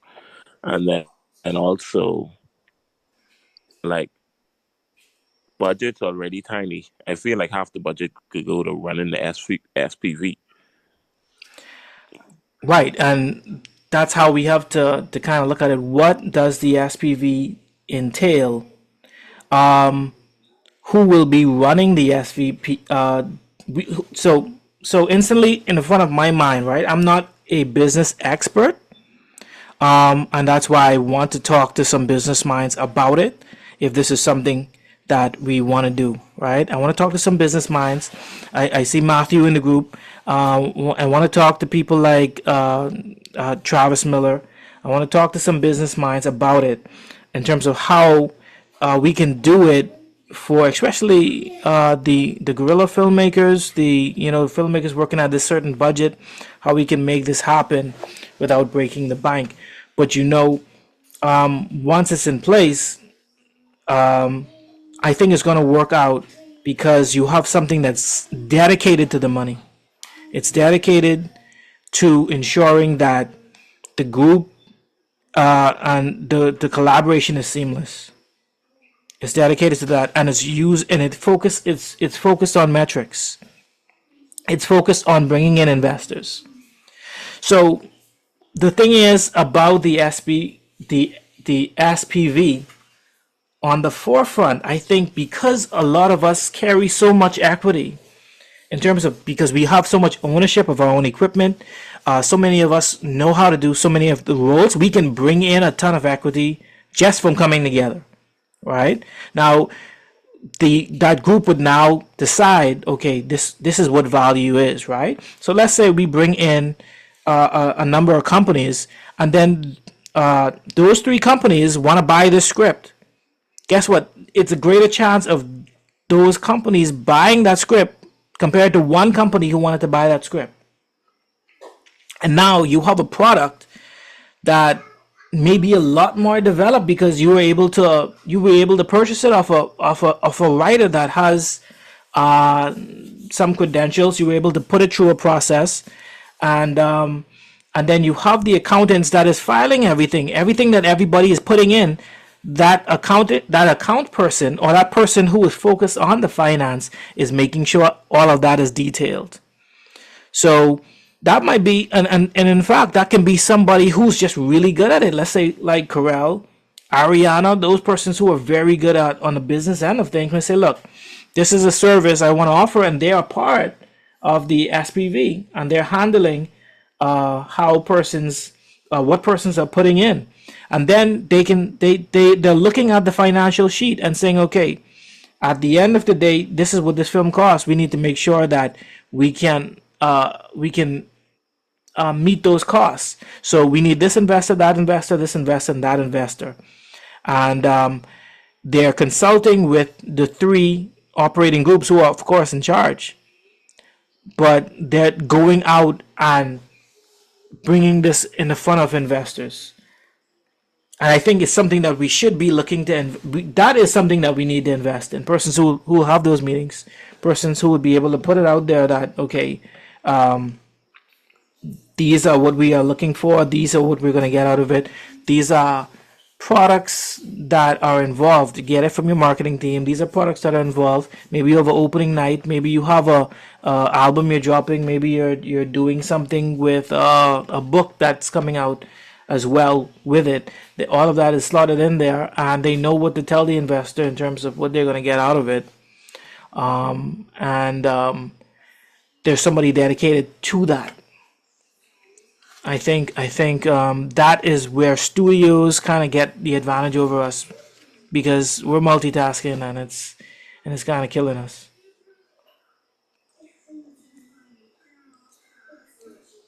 Yeah, Trevon, I think it's a it's a great idea that has legs. It is essentially a variation on studios, except instead of being an entity that is producing its own work internally, you're facilitating the outside. That's the way that I'm understanding it right now. But I would be interested in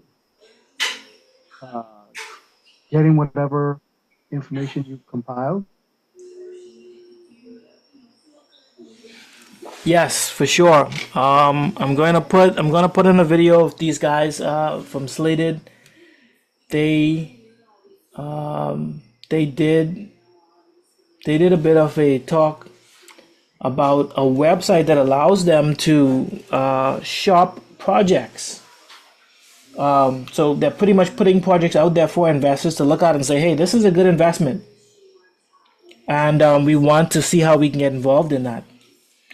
So, and I mean, I could think about us even using online complexes to even do that too, where persons may look, I want to get on to the next project, but I don't know what it is, I don't know where it is, and we even know that even our creatives, we find out about projects late. We find out about them late. How can we start to get the funds coming in earlier than it does? And I think those dedicated formats will allow for that to happen. So let me just drop that into the chat there.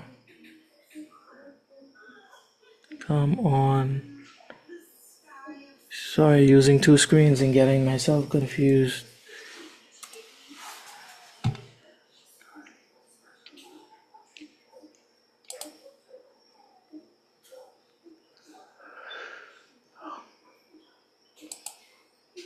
All right, so I'm gonna drop a few things in the chat.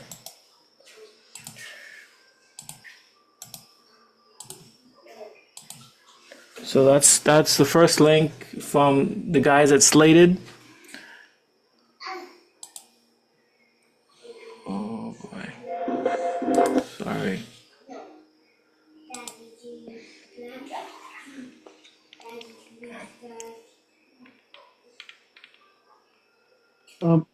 Not to be a pain, Trevon, but I am a little disadvantaged on this phone. Okay. Would you mind terribly shooting it to me on WhatsApp? WhatsApp, no problem. Yeah, I'll do that for you. I greatly appreciate that. Let's see. Did I save the other SPV videos?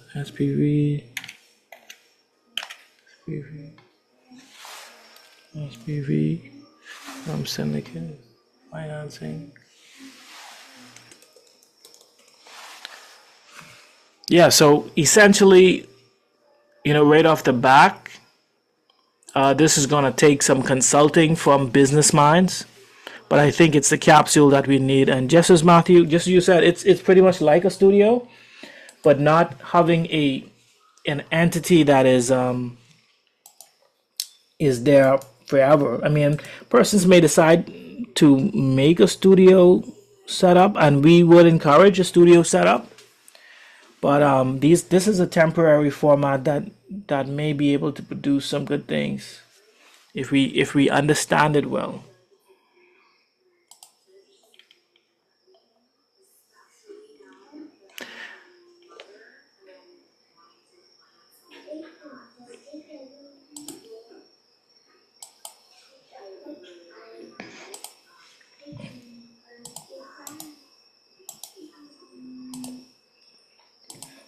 Okay, so those are 3 links that should be able to give you a bit of an idea as to what it entails, and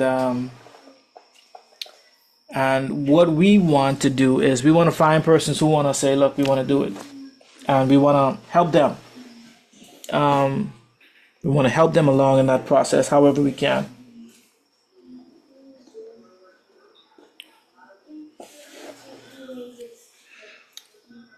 And that includes other forms of integration as well, such as a filmmaker who's working also to do cooking shows too, as a part of the overall business infrastructure.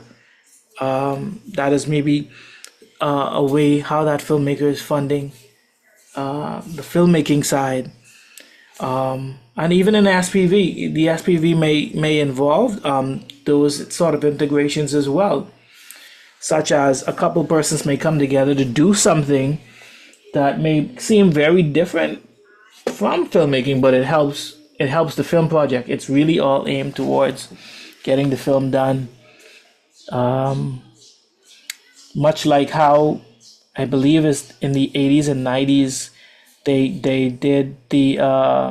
they made films to sell toys. So there's different integrations that we can use, and I think we should be looking to advance our platforms and profiles this way. But that is it. I know I held you guys for quite a